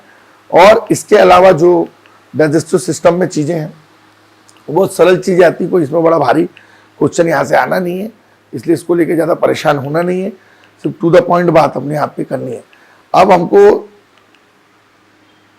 अगला जो पॉइंट है वो डिस्कशन का वो रखना है, ब्लड को लेकर के हम बात कर लेते हैं। हमारा जो ब्लड बनता है वो प्लाज्मा और ब्लड कार्पसल से बनता है। प्लाज्मा और ब्लड कार्पसल से बनता है, इसमें भी प्लाज्मा 92% जो है वाटर होता है, बाकी का प्रोटीन और अदर होता है। और ब्लड के अंदर जो है हमारे आरबीसी होती है जिनको इरिथ्रोसाइट कहा जाता है ना। इसको मेलफिंगी ने खोजा था। इनका जीवन काल 120 दिन होता है और अगर ये जीवन काल घट जाता है तो फिर सिकल सेल एनीमिया हो जाता है, केवल डेथ हो जाती है इनकी। इसलिए प्लिया को जो है कब्रिस्तान भी कहा जाता है आरबीसी का। और हीमोग्लोबिन में आयरन होता है और आयरन की कमी से जो है वो एनीमिया हो जाता है। WBC को विलियम एडिसन ने खोजा था। 2 से 4 दिन का जीवन काल होता है और इसमें रक्त की सबसे बड़ी कोशिका का जो साइज होता है वो आपके लार्जेस्ट साइज जो होता है रक्त की सबसे बड़ी कोशिका का वो आपके WC के अंदर होता है। और T लिम्फोसाइट जब नष्ट होते हैं तो आप कहीं ना कहीं एड्स की बीमारी से परेशान हो जाते हैं, आपकी प्रतिरक्षक क्षमता है वो कहीं ना कहीं कम हो जाती है। तो T सेल आपको, प्लेटलेट्स अगर व्यक्ति के कम हो जाता है, डेंगू वगैरह में होता है, प्लेटलेट्स कम होने से भी बहुत सारी प्रॉब्लम होती है। इसका साइज उत्तल लेंस या कन्वेक्स लेंस जैसा होता है। अब ब्लड ग्रुप जो होते हैं जो सबको देते हैं वो ओ, जो सबसे लेते हैं वो ए बी, तो ब्लड ग्रुप से भी क्वेश्चन आ सकता है। एंटीजन एंटीबॉडी पे मैं डिटेल डिस्कशन मेंस के बैच में कर चुका हूँ। यार समय अभाव है, जिसके पास कुछ नहीं है वो सबको देता है और ए बी जो है वो सबसे लेता है।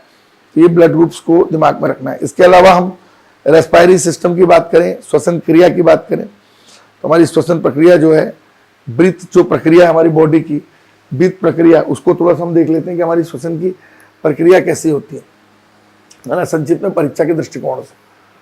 अगर हम बात करें हमारी श्वसन की प्रक्रिया, तो कुछ हमारी जो अंग होते हैं श्वसन तंत्र करते हैं, ग्रहण की गई वायु को भोजन के ऑक्सीडेशन के माध्यम से क्रिया करते हैं और इस क्रिया को हम लोग श्वसन कहते हैं।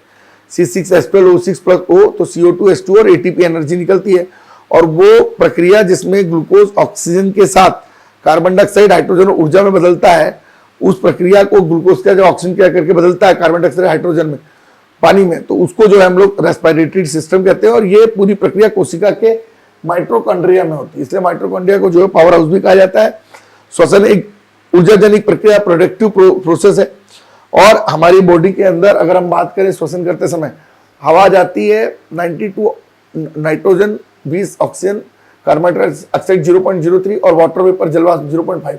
जब बाहर निकलती है तो नाइट्रोजन 78 ही रहती है, ऑक्सीजन 15 हो जाती है, कार्बन डाइऑक्साइड बढ़ जाती है 3.4 हो जाती है, और इस तरीके से जो है वाटर वेपर भी बढ़ करके 6.2 के आसपास हो जाता है। तो श्वसन में महत्वपूर्ण भूमिका किसी गैस की होती है, तो सबसे ज्यादा गैस की होती है ऑक्सीजन की, सबसे महत्वपूर्ण भूमिका होती है। अब कई बार पूछ लेता है कीड़ों में क्या होता है, श्वास कैसे लेते हैं, रंध्र से लेते हैं। केंचुए कैसे लेते हैं, वो त्वचा से लेते हैं। पादप कैसे लेते हैं, रंध्र से लेते हैं। जलीय जंतु जो आपके एक्वेटिक एनिमल है तो कैसे लेते हैं, गिल्स से लेते हैं, गल्फर से लेते हैं। जो मैमल्स होते हैं स्थलीय जीव कैसे लेते हैं, फेफड़ों से लेते हैं। एक कोशीय जीव कैसे लेते हैं, सतही विस्तरण से लेते हैं। मेंढक कैसे लेते हैं, त्वचा से लेते हैं। और इस तरीके से आपको ये याद रखना है। तो जितनी भी चीजें हैं दिमाग में रखिए। अब हम लोग कुछ ग्रंथियों पर चर्चा कर लेते हैं। मनुष्य के अंदर कौन कौन सी ग्रंथियां पाई जाती है। सबसे छोटी ग्रंथि जो पिनियल है, सबसे छोटी ग्रंथि जो है वो पिनियल है। पिट्यूटरी को सुपर मास्टर ग्लैंड कहते हैं। हाइपोथैलेमस को जो है सुपर मास्टर ग्लैंड कहते हैं। तो सबसे पहले पिट्यूटरी, ये मास्टर ग्लैंड है, इसका कंट्रोल सभी ग्रंथियों पर होता है। 13 प्रकार के यहाँ से हार्मोन निकलते हैं। और पीयूष ग्रंथि को कुछ लोग छोटी ग्रंथि भी बोलते हैं, मटर के दाने की तरह होती है 0.6। और कुछ लोग पिनियल को भी छोटी ग्रंथि कहते हैं। डिफरेंट प्रकार के जो है यहाँ से हार्मोन्स निकलते हैं। हाइपोथैलेमस को सुपर मास्टर ग्लैंड कहते हैं, और सुपर मास्टर ग्लैंड कहते हैं हाइपोथैलेमस को। अंतरस्रावी ग्रंथियों पर कंट्रोल करती है। ये ग्रंथि भूख पर, ताप पर और शरीर के टेम्परेचर पर, भूख पे, प्यास पे, तमाम चीजों पे कंट्रोल करती है। पिनियल ग्लैंड जो है ये जैविक ग्रंथि है। कुछ किताबों में मिलता है सबसे छोटी ग्रंथि कौन है, तो पिट्यूटरी, और इसी को मास्टर ग्लैंड भी कहते हैं। और जो पिनियल ग्लैंड होती है, पिनियल ग्लैंड के बारे में मैंने बताया कि पिनियल ग्लैंड के बारे में इंपॉर्टेंट बात यह है कि एक जैविक ग्रंथि है। तीसरी आके इसको बायोलॉजिकल ग्लैंड के नाम से भी जानते हैं, क्योंकि इसमें मेलाटोनिन होता है जो काले रंग को देख करके प्रभावित होता है, नींद इसी से आती है। और एक सेरोटोनिन होता है जो नींद लाने में सहायक होता है, और सेरोटोनिन जो होता है वो छोटे बच्चों में होता है ना। इतना अपने को दिमाग में रखना है। इसके अलावा एक ह्यूमन ग्लैंड्स होती है। थायराइड ग्लैंड जो सबसे बड़ी अंतःस्रावी ग्रंथि होती है, थायराइड ग्लैंड जो सबसे बड़ी अंतःस्रावी ग्रंथि होती है। थायरॉक्सिन हार्मोन निकलता है और ये मनुष्य के बीपी को कंट्रोल करती है। इसकी कमी से घेंगा हो जाता है, क्रिटिनिज्म हो जाता है छोटे बच्चों को, मैक्सो और डोमिनिमा हो जाता है, बच्चे कई बार मोटे टाइप के हो जाते हैं। तो थायराइड ग्लैंड। इसके बाद पैराथायराइड ग्लैंड भी होती है। ये पैराथायराइड ग्लैंड जो होती है ये पैराथॉक्सिन हार्मोन निकलता है, और ये हमारी बॉडी के अंदर कैल्शियम और फॉस्फेट को मैनेज करता है। इसलिए थाइमस ग्रंथि होती है हमारी बॉडी में, और थाइमस ग्रंथि का बहुत इंपॉर्टेंट रोल है। इसलिए इंपॉर्टेंट रोल है थाइमस ग्रंथि का, क्योंकि ये प्रोटीन लिम्फोसाइट को कंट्रोल करती है, और ये ग्रंथि 15 वर्ष में बहुत सक्रिय रहती है। और जैसे जैसे हम बड़े होते जाते हैं, ग्रंथि हमारी गायब होती जाती है। एक एड्रिनल ग्लैंड भी होती है जिससे हमें क्रोध आता है, और ये एड्रिनल हार्मोन निकलता है, तो इसको हम लोग 4S3F भी कहते हैं। और ये हमारे हृदय की धड़कनों को बढ़ा देती है। इसको हम लोग फाइट और फ्लाइट हार्मोन भी कहते हैं। लड़ो और उड़ो हार्मोन भी इसको हम लोग कहते हैं। लड़ो और उड़ो हार्मोन के नाम से भी हम इसको जानते हैं, लड़ो और उड़ो हार्मोन, है ना। ये ग्रंथि जो है एड्रिनल ग्रंथि हमारे गुस्से का, हमारे क्रोध का बहुत बड़ा कारण है। इसके अलावा कुछ जनन ग्रंथि भी होती है, जैसे सर्टोली वगैरह पूछ लिया था लास्ट टाइम, है ना। तो सर्टोली ग्रंथि भी याद रखेंगे अपन। जनन ग्रंथि है, सर्टोली वृषण से रिलेटेड है ना। सर्टोली जो है वो जनन से रिलेटेड है, और सर्टोली ग्रंथि का जो संबंध है वो कैसे, जनन से। तो आपके टेस्टोस्टेरोन और शुक्राणु वगैरह जो है वो टेस्ट ग्लैंड है, और ओवरी ग्लैंड जो है आपकी वो एस्ट्रोजन है, अंडाणु के निर्माण में सहायक है। और प्रोस्टेजोन है जो बच्चों को बचाता है, और एक रिलैक्सिन करके ग्लैंड होता है जो एक नॉर्मल डिलीवरी में सहायक होता है। तो सर्टोली का संबंध जो है वो जनन तंत्र से है, ये आपको याद रखना है। इसके अलावा हमारी ह्यूमन बॉडी में कुछ लार ग्रंथियां भी होती हैं, जैसे पैरोटीड होती है, सबलैंगुअल होती है और सब मेडुलर ग्रंथि भी होती है ना। ये हमारी ग्रंथि होती है, कान के पास होती है सबसे बड़ी ग्रंथि। इसके अलावा एक पैंक्रियाज होती है। पैंक्रियाज जो अल्फा बीटा और डेल्टा टाइप की चीजें इसमें होती है, जिसको एक सेंगरहंस के दीप भी कहते हैं। और इसमें ग्लूकोज की मात्रा बढ़ने से कई बार डायबिटीज हो जाती है और इसमें फिर इंसुलिन के इंजेक्शन लगते हैं, और इंसुलिन के अंदर बेसिकली जस्ता होता है। ये आपको याद रखना। शरीर की दूसरी बड़ी ग्रंथि है, मिक्स ग्रंथि है, पैंक्रियास, है ना। इसको याद रखेंगे। इसमें 98% जो एंजाइम होता है, 2% जो होता है वो होता है, उसको लैंगरहंस की दीपिकाएं भी कहते हैं। अल्फा बीटा और डेल्टा इसके अंदर होते हैं और इसी से एंजाइम निकलते हैं। और ये एंजाइम जो है वो एक प्रकार से पूर्ण पाचक अंश होता है और इनका पीएच मान जो होता है वो 8 से 8.5 के आसपास होता है। अल्फा बीटा गामा कहते हैं। और बीटा वाली जो कोशिका होती है उसी से इंसुलिन निकलता है। इंसुलिन के अंदर जो होता है वो जस्ता होता है ना, इंसुलिन। और इंसुलिन को आपको याद रखना है। इसके अलावा नर्वस सिस्टम, तंत्रिका विज्ञान को हम लोग नर्वस सिस्टम कहते हैं। तो हमारी बॉडी के अंदर ये पूरा नर्वस सिस्टम है। आप देखेंगे ये पूरी बॉडी के अंदर हमारा नर्वस सिस्टम है ना। अब इसमें हमारा एक तंत्रिकाएं, जटिल संरचना है जो विभिन्न भागों तक मस्तिष्क से संदेश को शरीर तक पहुंचाती है। अब इसमें 5 सेंस होते हैं, हमारे कान है, आंख है, नाक है, हमारा टंग है, हमारा स्किन है, तमाम प्रकार की चीजें हैं। मानव की सबसे लंबी कोशिका अगर हम देखें तो वो तंत्रिका कोशिका होती है, आपको याद रखना है। और यहीं पर हमारे मनुष्य के अंदर जो ब्रेन होता है वो हमको यहाँ पर देखना कि ब्रेन की स्ट्रक्चर क्या होती है। ब्रेन का जो फ्रंट वाला भाग होता है उसमें सेरेब्रम होता है, थैलेमस और हाइपोथैलेमस होता है। जो रियर पार्ट होता है उसमें सेरेबेलम और मेडुला ऑब्लांगेंट होता है। मध्य वाले भाग में कॉर्पोरो, क्वाड्रिजेमिना और सेरेब्रल मेडिकल होता है ना। इसको दिमाग में रखना है आपको। और मेरु रज्जु जो शरीर को जो है प्रतिवर्ती क्रियाओं के लिए कंट्रोल करने का काम करती है। और इसके बाद हम लोग कंकाल तंत्र, तो हमारे 12 जोड़ी पेशियां होती हैं, इतना आपको याद रखना है। और हमारे कंकाल तंत्र में जो है पेशियों की संख्या 12 के आसपास होती है। कितनी होती है हमारे उसमें? 12 मतलब 24 पेशियां होती है, तो करीब 12 के आसपास। 206 हड्डियां टोटल शरीर में। तो सबसे बड़ी हड्डी फीमर होती है और सबसे छोटी जो होती है कान के बाद स्टेपी होती है। ठीक है, तो ये कुछ काम की चीजें हैं जिनको आपको यहाँ पे याद रखना है। मुझे लगता है कि इससे ज्यादा कुछ पढ़ने की जरूरत है नहीं। परीक्षा के दृष्टिकोण से जितना जरूरी है वो हमने यहाँ पे आपको बता दिया है। हड्डियां वगैरह एक बार देख लेंगे आप, है ना। हमारे यहाँ टोटल जो है 60 हड्डी हाथों में, 60 पैरों में, 4 आपके कंधों पे और 2 आपके हिप्स में, 29 हेड में, 25 बोन में और 26 ये। तो टोटल अक्षीय और ये मिलाकर आपके टोटल 206 हड्डियां लगभग मनुष्य के शरीर में होती है। और इसमें जो है लगभग 12 जोड़ी हमारी पेशी होती है। तो लगभग मान के चलिए कि ये जो पूरा टॉपिक है ये आपका हमने कवर कर दिया है। और आई होप कि यहाँ पर कोई दिक्कत होना नहीं चाहिए। और इसमें 1-2 टॉपिक ऐसे हैं जिसमें सिकल सेल एनीमिया है, उसको मैं थोड़ा सा हल्का सा आपको और एक बार बता देता हूँ ताकि ये सिकल सेल एनीमिया आपको कंफ्यूजन ना क्रिएट करे। तो सिकल सेल एनीमिया, जिसमें आपको थोड़ा सा दिमाग में यहाँ पे सेटअप रखना है कि सिकल सेल एनीमिया की प्रॉब्लम जो है ये हमारे ब्लड में जो है आरबीसी की मात्रा, हीमोग्लोबिन की कम हो जाती है। उसका साइज जो है वो कहीं ना कहीं वो हंसी के साइज का हो जाता है, इसलिए इसको सिकल सेल एनीमिया कहते हैं। 1 जुलाई को शेड्यूल से प्रधानमंत्री जी ने कार्यक्रम किया, 2047 तक इसका टारगेट है। और इसमें तमाम प्रकार की समस्या महिलाओं को, आमतौर पर मलेरिया जहाँ होता है उन क्षेत्रों में, आमतौर पर आदिवासी क्षेत्रों में इस प्रकार की समस्या सिकल सेल की देखने को मिलती है। और इसमें जो कोशिकाएं हैं आरबीसी की वो लगभग 120 दिन के बजाय से 20 दिन ही जीवित रहती हैं, जिससे प्रॉपर मात्रा में जो है वो ब्लड जो है पहुंच नहीं पाता और महिलाओं को बहुत सारी समस्याओं का सामना करना पड़ता है। और इलेक्ट्रोफोरेसिस जो है इससे संबंधित एक टेस्ट है। और हीमोग्लोबिनोपैथी मिशन जो है मध्य प्रदेश सरकार ने 22 आदिवासी बेल्ट में चलाया और करीब 40 साल की उम्र के 7 करोड़ लोगों का पूरा देश में जो है वो सिकल सेल एनीमिया के अंतर्गत जो है वो काम चल रहा है, ताकि सिकल सेल एनीमिया की समस्या को जो है वो समझने का प्रयास किया जा सके कि आखिर ये समस्या क्यों हो रही है और इस प्रकार की समस्या का जो मेन रीजन है वो क्या है। इसके अलावा हम कुछ अन्य चीज़ें, पर्यावरण से संबंधित चीज़ें, है ना, वो भी अपन थोड़ा देख लेते हैं कि कहाँ क्या प्रॉब्लम हो सकता है। ठीक है, तो ये थोड़ा सा पर्यावरण में हम आपको हल्का फुल्का कुछ और चीज़ें बता देते हैं। ठीक है,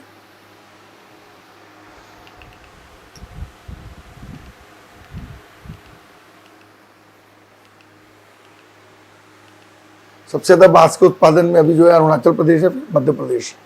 अच्छा, नेशनल ग्रीन ट्रिब्यूनल याद रखेंगे आप, पर्यावरण टॉपिक के अंतर्गत हमने ऑलरेडी पढ़ा है।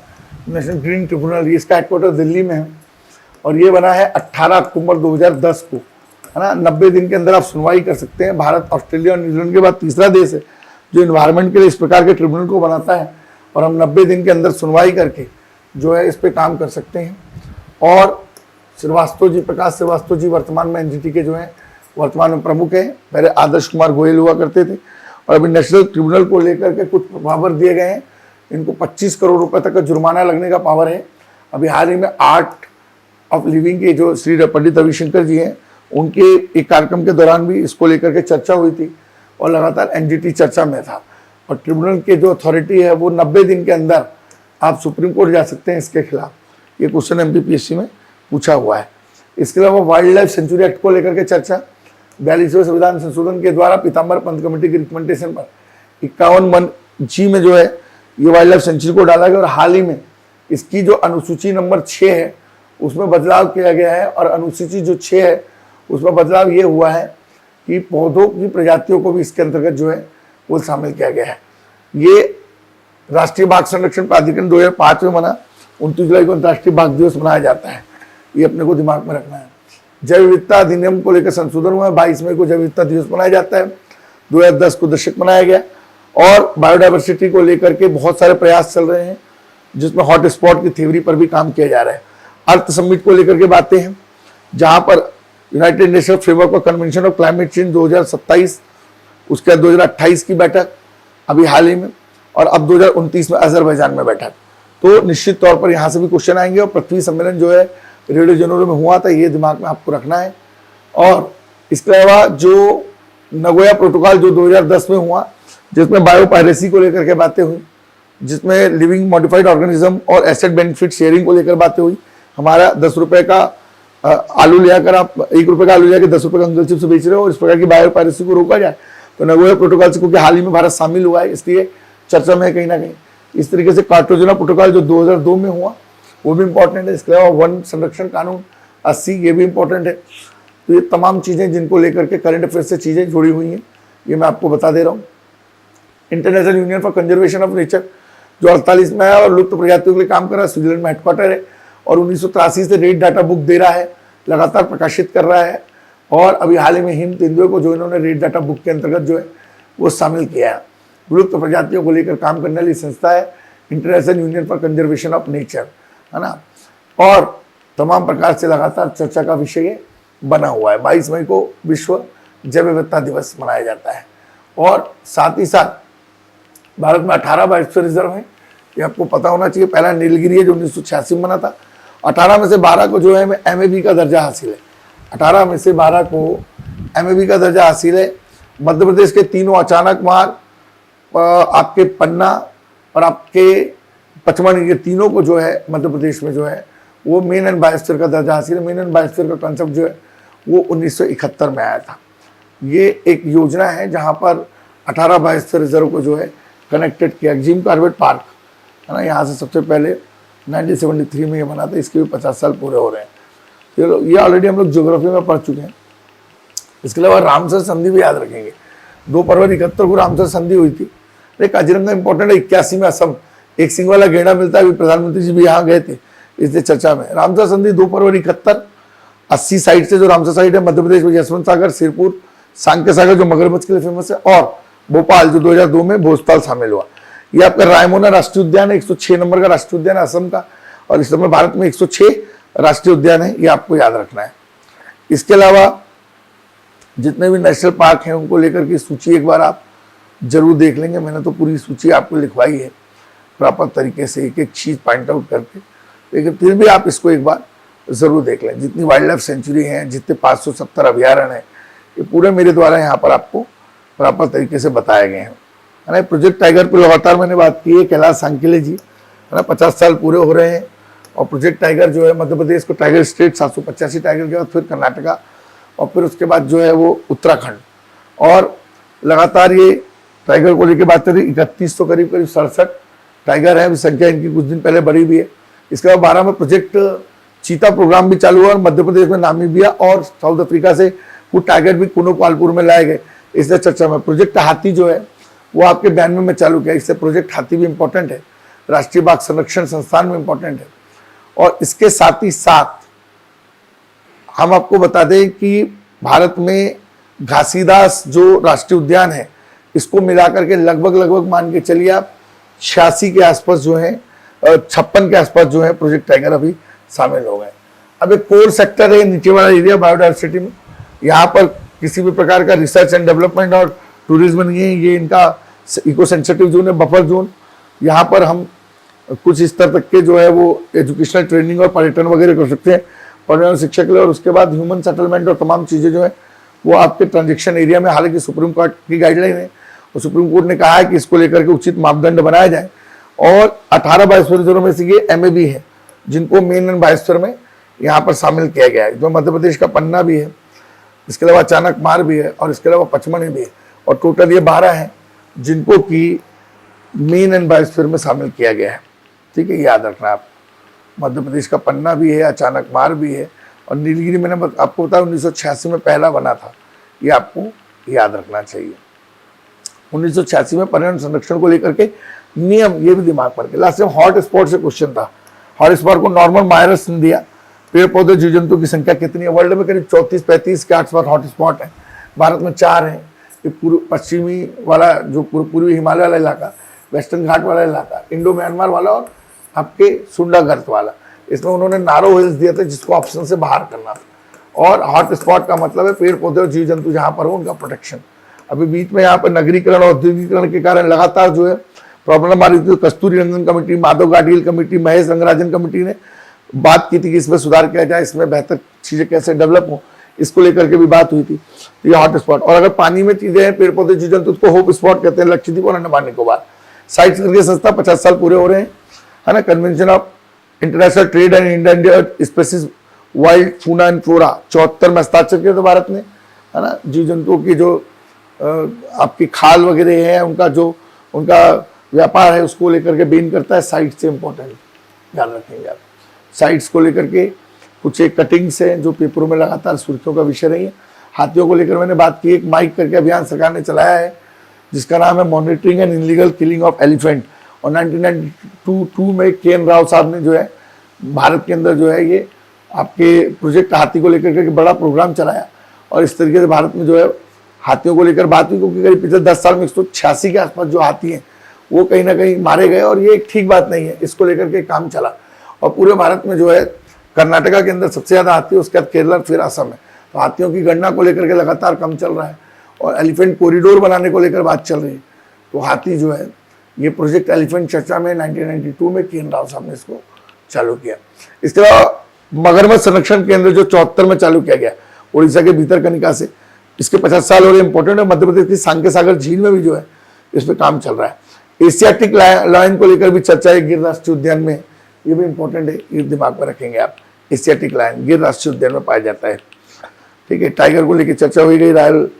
इसके अलावा अफ्रीकन चीता, तो अभी हाल ही में जो कुनो पालपुर है मध्य प्रदेश के, वहां पर जो है नामीबिया से और साउथ अफ्रीका से करीब 20 के आसपास जो है ये चीते लाए गए। और लगातार इनके लुप्त प्रजाति पे काम करने का काम सरकार कर रही है। तो ये जितना भी टॉपिक यहाँ पे हम कवर कर रहे हैं, आई होप कि ये एग्जाम वाली चीजें हैं, दिमाग में इसको रखना है। एक सिंग वाला गेंडा एक काजीरंगा में, असम में, इसके अलावा पश्चिम बंगाल में भी देखने को ये मिलता है। डॉल्फिन, गंगा की डॉल्फिन 2010 में जो है इसको शामिल किया गया, ये आपको याद रखना है।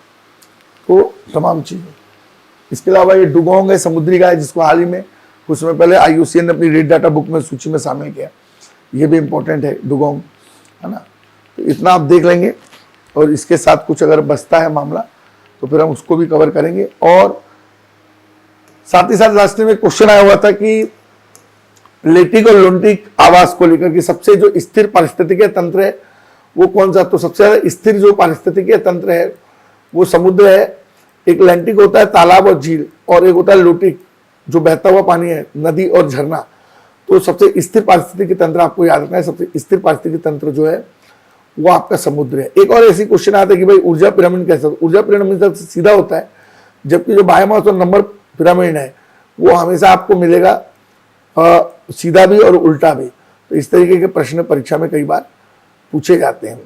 तो ये आपको यहाँ पर याद रखना है। रामसर संधि मैंने बता दिया 2 फरवरी 1971 को, और 80 साइड है मध्य प्रदेश के अंदर, 4 साइड है, देख के जाएं उसको। 5 जून को पर्यावरण दिवस मनाया जाता है, ये भी आप याद रख के जाएं। इसके अलावा COP29 जो है अजरबैजान में होना है ना, ये भी याद रखें। इसके साथ ही साथ सस्टेनेबल डेवलपमेंट गोल का गोल नंबर जो 13 है वो जलवायु परिवर्तन से संबंधित है, ये भी आपको याद रखना चाहिए, है ना। और जैव विविधता को लेकर जो हॉट स्पॉट की मैंने थ्योरी बताई, वो भी प्रॉपर तरीके से आप दिमाग में रखिए। तो लगता है मुझे कि हमने जितना ज़रूरी है वो पूरा यहाँ पे कवर कर लिया है। आई होप कि इसमें कुछ कम ज़्यादा होता है तो हम ज़रूर इसको देखेंगे। और जितने भी इकोलॉजिकल सिस्टम होते हैं, लैंटिक है, लोटिक है, आवास है, इकोटोन, अगर एक तरफ पारिस्थितिकीय तंत्र मरुस्थलीय और एक तरफ जो स्थलीय, तो जो बीच का क्षेत्र है उस पारिस्थितिकीय तंत्र को हम लोग जो है, उस पारिस्थितिकीय तंत्र को हम लोग इकोटोन कहेंगे। उसको हम लोग क्या कहेंगे? इकोटोन कहेंगे। इकोटोन से भी क्वेश्चन बन सकता है। तो पारिस्थितिकीय से, इकोटोन से इस प्रकार के क्वेश्चन आपको देखने को मिल सकते हैं, है ना। तो पारिस्थितिकीय तंत्र से क्वेश्चन बन सकता है ना। तो आपको दिमाग में रखना, हैबिटेट है, परिवेश से रिलेटेड है, ये इकोटोन को लेकर क्वेश्चन बन सकता है कि अगर एक ऐसा सिस्टम जहां पर एक तरफ जो है वो स्थलीय तंत्र और एक तरफ जलीय तंत्र, तो उसको हम लोग इकोटोन बोलते हैं। 2022 की प्री में क्वेश्चन था।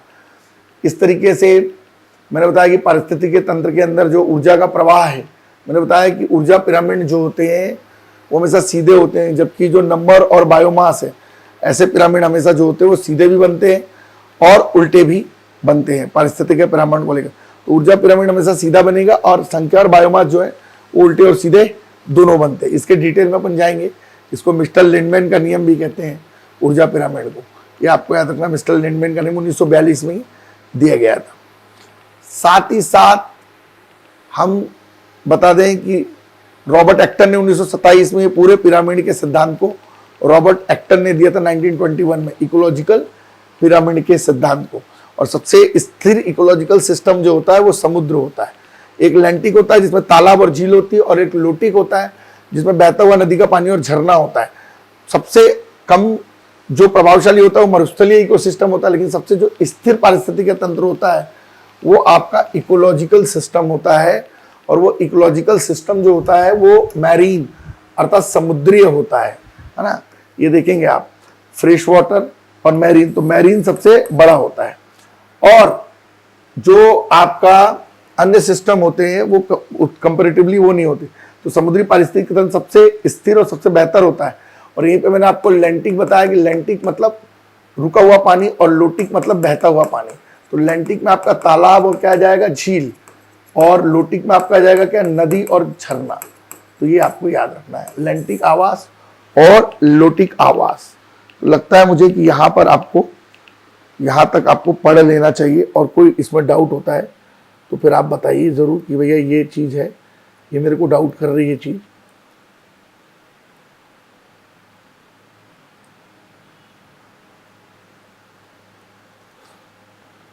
ठीक है, ये लगभग हमने जितना पाठ्यक्रम के दृष्टिकोण से इम्पोर्टेंट था वो पूरा कवर कर लिया।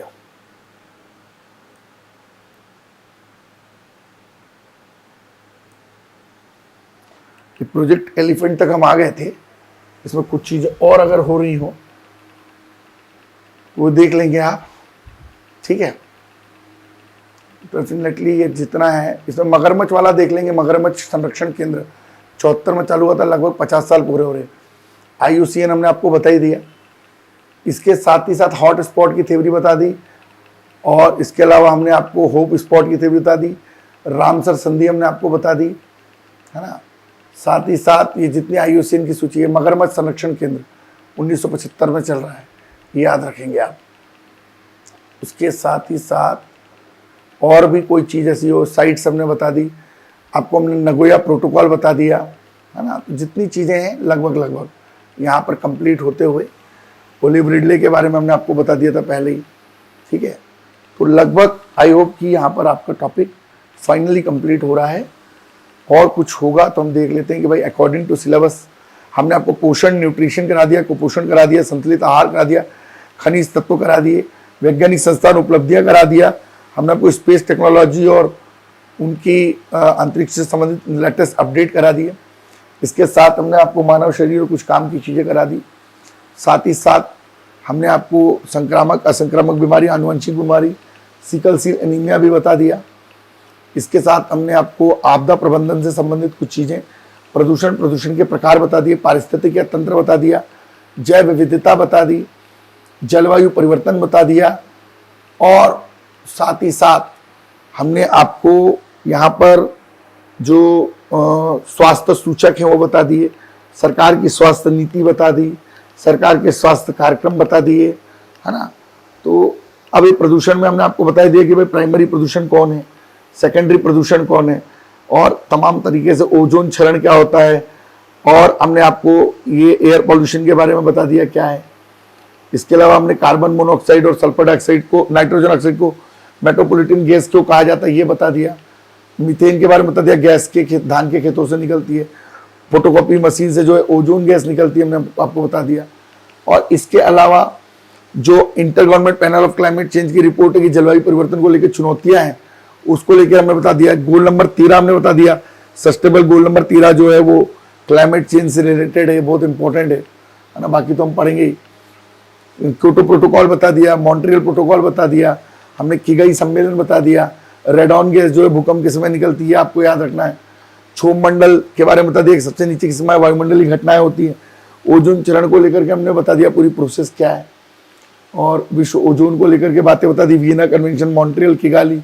इसके अलावा मिनीमाता कन्वेंशन पारे को लेके, इटाई कैडमियम को लेके, ब्लू बेबी सिंड्रोम, नाइट्रोजन को लेके, आर्सेनिक को लेकर के हमने बता दिया। फ्लाई एश को लेकर भी सुप्रीम कोर्ट ने कुछ बातें कही है, ये भी हमने अपना डिस्कशन किया कि मिट्टी की जो ईंटें हैं वो ना बनाई जाए, है ना।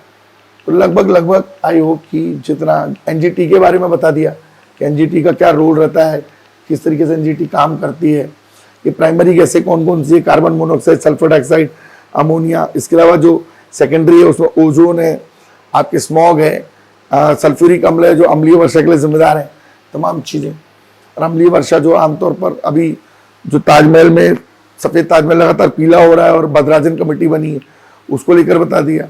जल प्रदूषण 1974 बता दिया आपको, वायु प्रदूषण 81 बता दिया, ध्वनि प्रदूषण 2 बता दिया, वाइल्ड लाइफ सेंचुरी एक्ट जो है 72 बता दिया, पर्यावरण संरक्षण कानून 1986 बता दिया। जल प्रदूषण बिल्कुल आएगा क्वेश्चन यहाँ से 74 में, याद रखेंगे आप। केंद्रीय प्रदूषण बोर्ड 74 याद रखेंगे आप, है ना। नेशनल एयर क्वालिटी प्रोग्राम, कौन कौन सी गैसें इसके अंतर्गत शामिल है, कार्बन डाइऑक्साइड नहीं है, मीथेन नहीं है। एयर क्वालिटी इंडेक्स बता दिया हमने आपको, एयर क्वालिटी इंडेक्स में कौन कौन सी, पार्टिकल मैटर 2.5, पार्टिकल मैटर 10 के बारे में बता दिया। और एयर क्वालिटी को लेकर के सारी चीज़ें आपको डिटेल में बता दी, PM 2.5, PM 10, तमाम चीज़ें। हेल्थ इमरजेंसी दिल्ली के अंदर लगी है और हम प्रदूषित शहरों में से एक हैं, है ना। 7वीं बार इंदौर जो है वो स्वच्छ शहर बना है, मध्य प्रदेश का भी राज्यों में नंबर है टॉप 3 में, है ना। तमाम चीज़ें, वायु गुणवत्ता को लेकर समीर एप्लीकेशन बता दी, है ना। आपके ध्वनि प्रदूषण से संबंधित ग्रीन बफर का सिद्धांत बता दिया, और फेम इंडिया स्कीम 2015 में आई थी, ये बता दिया। भारत स्टेज 6 अभी चालू हुआ है गैसों को कंट्रोल करने के लिए, वो भी आपको हमने बता दिया। यूरो 1, 2, 3, 4, 5 का पूरा कंसेप्ट बता दिया। भूरेलाल कमेटी, CNG को लेकर चर्चा हमने कर ली।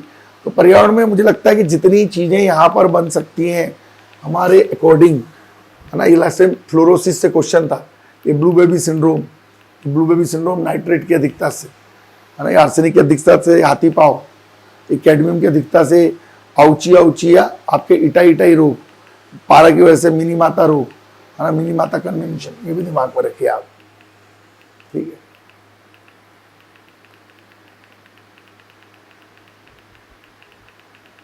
मैग्रोन वनस्पति सबसे ज्यादा अंडमान निकोबार में, ठीक है। जल शक्ति मिशन कार्यक्रम, नमामि गंगे परियोजना, ये हमने ऑलरेडी ज्योग्राफी में कंप्लीट किया। वर्ल्ड वाटर डे 22 मार्च को वर्ल्ड वाटर डे मनाया जाता है ना। एसिड रेन को लेकर हमने बताया कि nitrogen oxide, sulphur dioxide, sulphuric अम्ल वर्षा करते हैं, ये इससे एसिड रेन होता है, पीएच वैल्यू बढ़ जाती है, और लगातार जो है नाइट्रोजन, सल्फर डाइऑक्साइड और नाइट्रोजन HNO3, अमोनियम क्लोराइड, ये अमोनियम नाइट्रेट, ये तमाम लोग मिलकर जो है वो ये सल्फ्यूरिक अम्ल करता है, और ये ताजमहल की जो व्हाइटनेस है वो पीले में कन्वर्ट हो गई, इसलिए सरकार ने बदराजन कमेटी गठित की है। ये भी हमने आपको बताया, क्योंकि अम्लीय वर्षा से क्वेश्चन आ सकता है। ये बायो मैग्निफिकेशन को लेकर क्वेश्चन था कि जो कीटनाशक वगैरह होते हैं वो पेस्टिसाइड्स वगैरह उससे प्रभावित होते हैं, तो ये हमने बायो मैग्निफिकेशन को लेकर के चर्चा की थी। ये इससे भी क्वेश्चन आया था लास्ट टाइम आपके। इसके अलावा गाड़ी के लिए जो BS मानक है ना, इन BS मानकों में अभी BS मानक भारत स्टेज मानक 6 चल रहा है, तो भारत स्टेज मानक 6 जो है इसको लेकर के चर्चा है। तो लगभग मान के चलिए आप, ये रेगुलर बैच में तो हमने बहुत डिटेल में पढ़ा है भाई, इसमें कहीं कुछ छूटा नहीं है और आपको दिमाग में सारी चीज़ें लेके जाना है। 5 दिसंबर को विश्व मृदा दिवस मनाया जाता है, याद रखेंगे, है ना। ICAR जो 1929 में बना था, ये आठों मृदाओं के प्रकार बताता है। लगातार ई कचरे की घटनाएं बढ़ रही हैं। ये ध्वनि प्रदूषण 2000 याद रखेंगे ध्वनि, और केंद्रीय प्रदूषण बोर्ड 1973-74, है ना। इसके अलावा ई कचरे को लेकर भी चर्चा हुई है अपनी लंबी, ठीक है। करीब 68 मीट्रिक टन कचरा विश्व में, भारत में 5वें नंबर पे कचरा। अमेरिका, जर्मनी, जापान और फ्रांस के बाद भारत में 5वें नंबर पे सबसे ज्यादा कचरा मिलेगा। अभी जापान का क्लीमिंसू और अमेरिका का नेमितिज और मैत्री, वो आकर अपना प्लास्टिक कचरा हमारे अरब सागर वगैरह में डाल रहे हैं, इसको लेकर के चर्चा है। ओजोन क्षरण 16 सितंबर और मॉन्ट्रियल प्रोटोकॉल 87, इस पर चर्चा हुई है। भारत 92 में इससे जुड़ा। लगातार ओजोन छिद्र को लेकर के चर्चा बताई जा रही, इसी का ही डप्सन है। क्लोरोफ्लोरोकार्बन का आंशिक यूज 2010 में और 2030 तक हम उसको पूर्णतः बैन करेंगे, ऐसा हमने किगाली कन्वेंशन के अंदर डिस्कशन किया है। ये नेशनल ओशियन एटमॉस्फेरिक एडमिनिस्ट्रेशन 98 में बना, महासागरीय डेवलपमेंट के लिए काम करता है, चाहे वो अंटार्कटिका में हो, आर्कटिक में हो। अंटार्कटिका में दक्षिण मैत्री 83 में, 89 में दक्षिण गंगोत्री 83 में, 89 में मैत्री, और उसके बाद जो है वो भारती 2012 में। उसी तरीके से आर्कटिक के अंदर लास्मन 12 में और हिमाद्री 2007 में। इस तरीके के अभियान भी सरकार के द्वारा चलाए जा रहे हैं।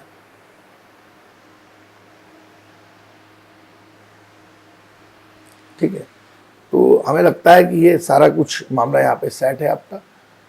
वियना कन्वेंशन ये 85 में हुआ था पर्यावरण को लेकर के। मॉन्ट्रियल प्रोटोकॉल 87, 16 सितंबर को विश्व ओजोन दिवस। उसके बाद ये हाइड्रोफ्लोरोकार्बन और क्लोरोफ्लोरोकार्बन को पूर्णतः बैन करने का प्रयास किगाली कन्वेंशन के बाद। उसके मॉन्ट्रियल प्रोटोकॉल में भारत जो है वो 92 में जुड़ा और किगाली से भारत 2015 में जुड़ा। 47 तक हम क्लोरोफ्लोरोकार्बन को पूर्णतः खत्म करेंगे, जिसका पेंट में प्रयोग होता है। नवीनकरण ऊर्जा, नॉन कन्वेंशनल एनर्जी की तरफ हम जाएंगे, भारत को सौर ऊर्जा में आगे लेके जाएंगे। और अभी हम जापान से आगे बढ़ गए हैं, हम सोलर एनर्जी में 3rd नंबर पर आ गए हैं। इसके अलावा हम लोग लगातार जो है वो IREDA, integrated renewable energy development agency जो 1987 से काम कर रही है, थर्मल प्रोजेक्ट को लेकर, विंड एनर्जी को लेकर हम लगातार काम कर रहे हैं, ताकि हम कोयला भंडार जो लगातार कम हो रहे हैं उन पर मैनेज करें। NTPC NHPC दोनों मिलकर कोयले और पानी से बिजली बना रही, और नॉन कन्वेंशनल एनर्जी को जो है हम ज़्यादा बढ़ावा देने के लिए काम करें। इसके लिए 2010 में हमने जवाहरलाल नेहरू शहरी नवीनीकरण मिशन योजना चलाई है, और लगातार हम अंतर्राष्ट्रीय सौर गठबंधन पर काम कर रहे हैं और सोलर एनर्जी को कैसे डेवलप करें, इसलिए सूर्योदय योजना चालू हुई है, जिसमें 3 करोड़ से ज़्यादा लोगों को 100 यूनिट बिजली देने का सरकार का योजना है, और सूर्योदय योजना पर लगातार काम चल रहा है। Rewa ultra mega power project जो 4500 करोड़ का 750 मेगावाट बिजली है, वो मध्य प्रदेश के रीवा में, और सोलर फ्लोटिंग जो है वो ओमकारेश्वर के अंदर बना हुआ है। तो लगातार ऐसे कई प्रोजेक्ट पर भारत सरकार इन दिनों काम कर रही है। इसलिए विंड एनर्जी पे काम हो रहा है हमारे यहाँ, है ना। पवन ऊर्जा पे काम हो रहा है। COP 29 अब अजरबैजान में होना है, इसको लेकर के हम लोग गंभीर हैं। इन्वायरमेंटल इश्यूज को लेकर के अपना जजमेंट वहाँ पर देंगे। तो तमाम तरीके से कुल मिलाकर फाइनली ये टॉपिक यहाँ पर एंड होता है। हमने साइंस एंड टेक्नोलॉजी, हेल्थ और एनवायरनमेंट में जितनी चीज़ें कराई हैं, आप इनको प्रॉपर पढ़ लीजिए, और कहीं कोई दिक्कत आती है तो फिर पूछिए। और अब अपने नेक्स्ट लेक्चर में बहुत जल्दी मिलने वाले हैं, और हमारा नेक्स्ट लेक्चर जो होगा वो आपका हिस्ट्री का होगा, और उसके बाद हमारा कंप्यूटर टेक्नोलॉजी का होगा, फिर MP GK का होगा, और फिर एक करंट अफेयर्स का होगा। तो थैंक यू सो मच, है ना, और धन्यवाद, दुआ सलाम, और हम अब अपने नेक्स्ट लेक्चर को लेकर आपसे फिर मिलेंगे। Thank you so much.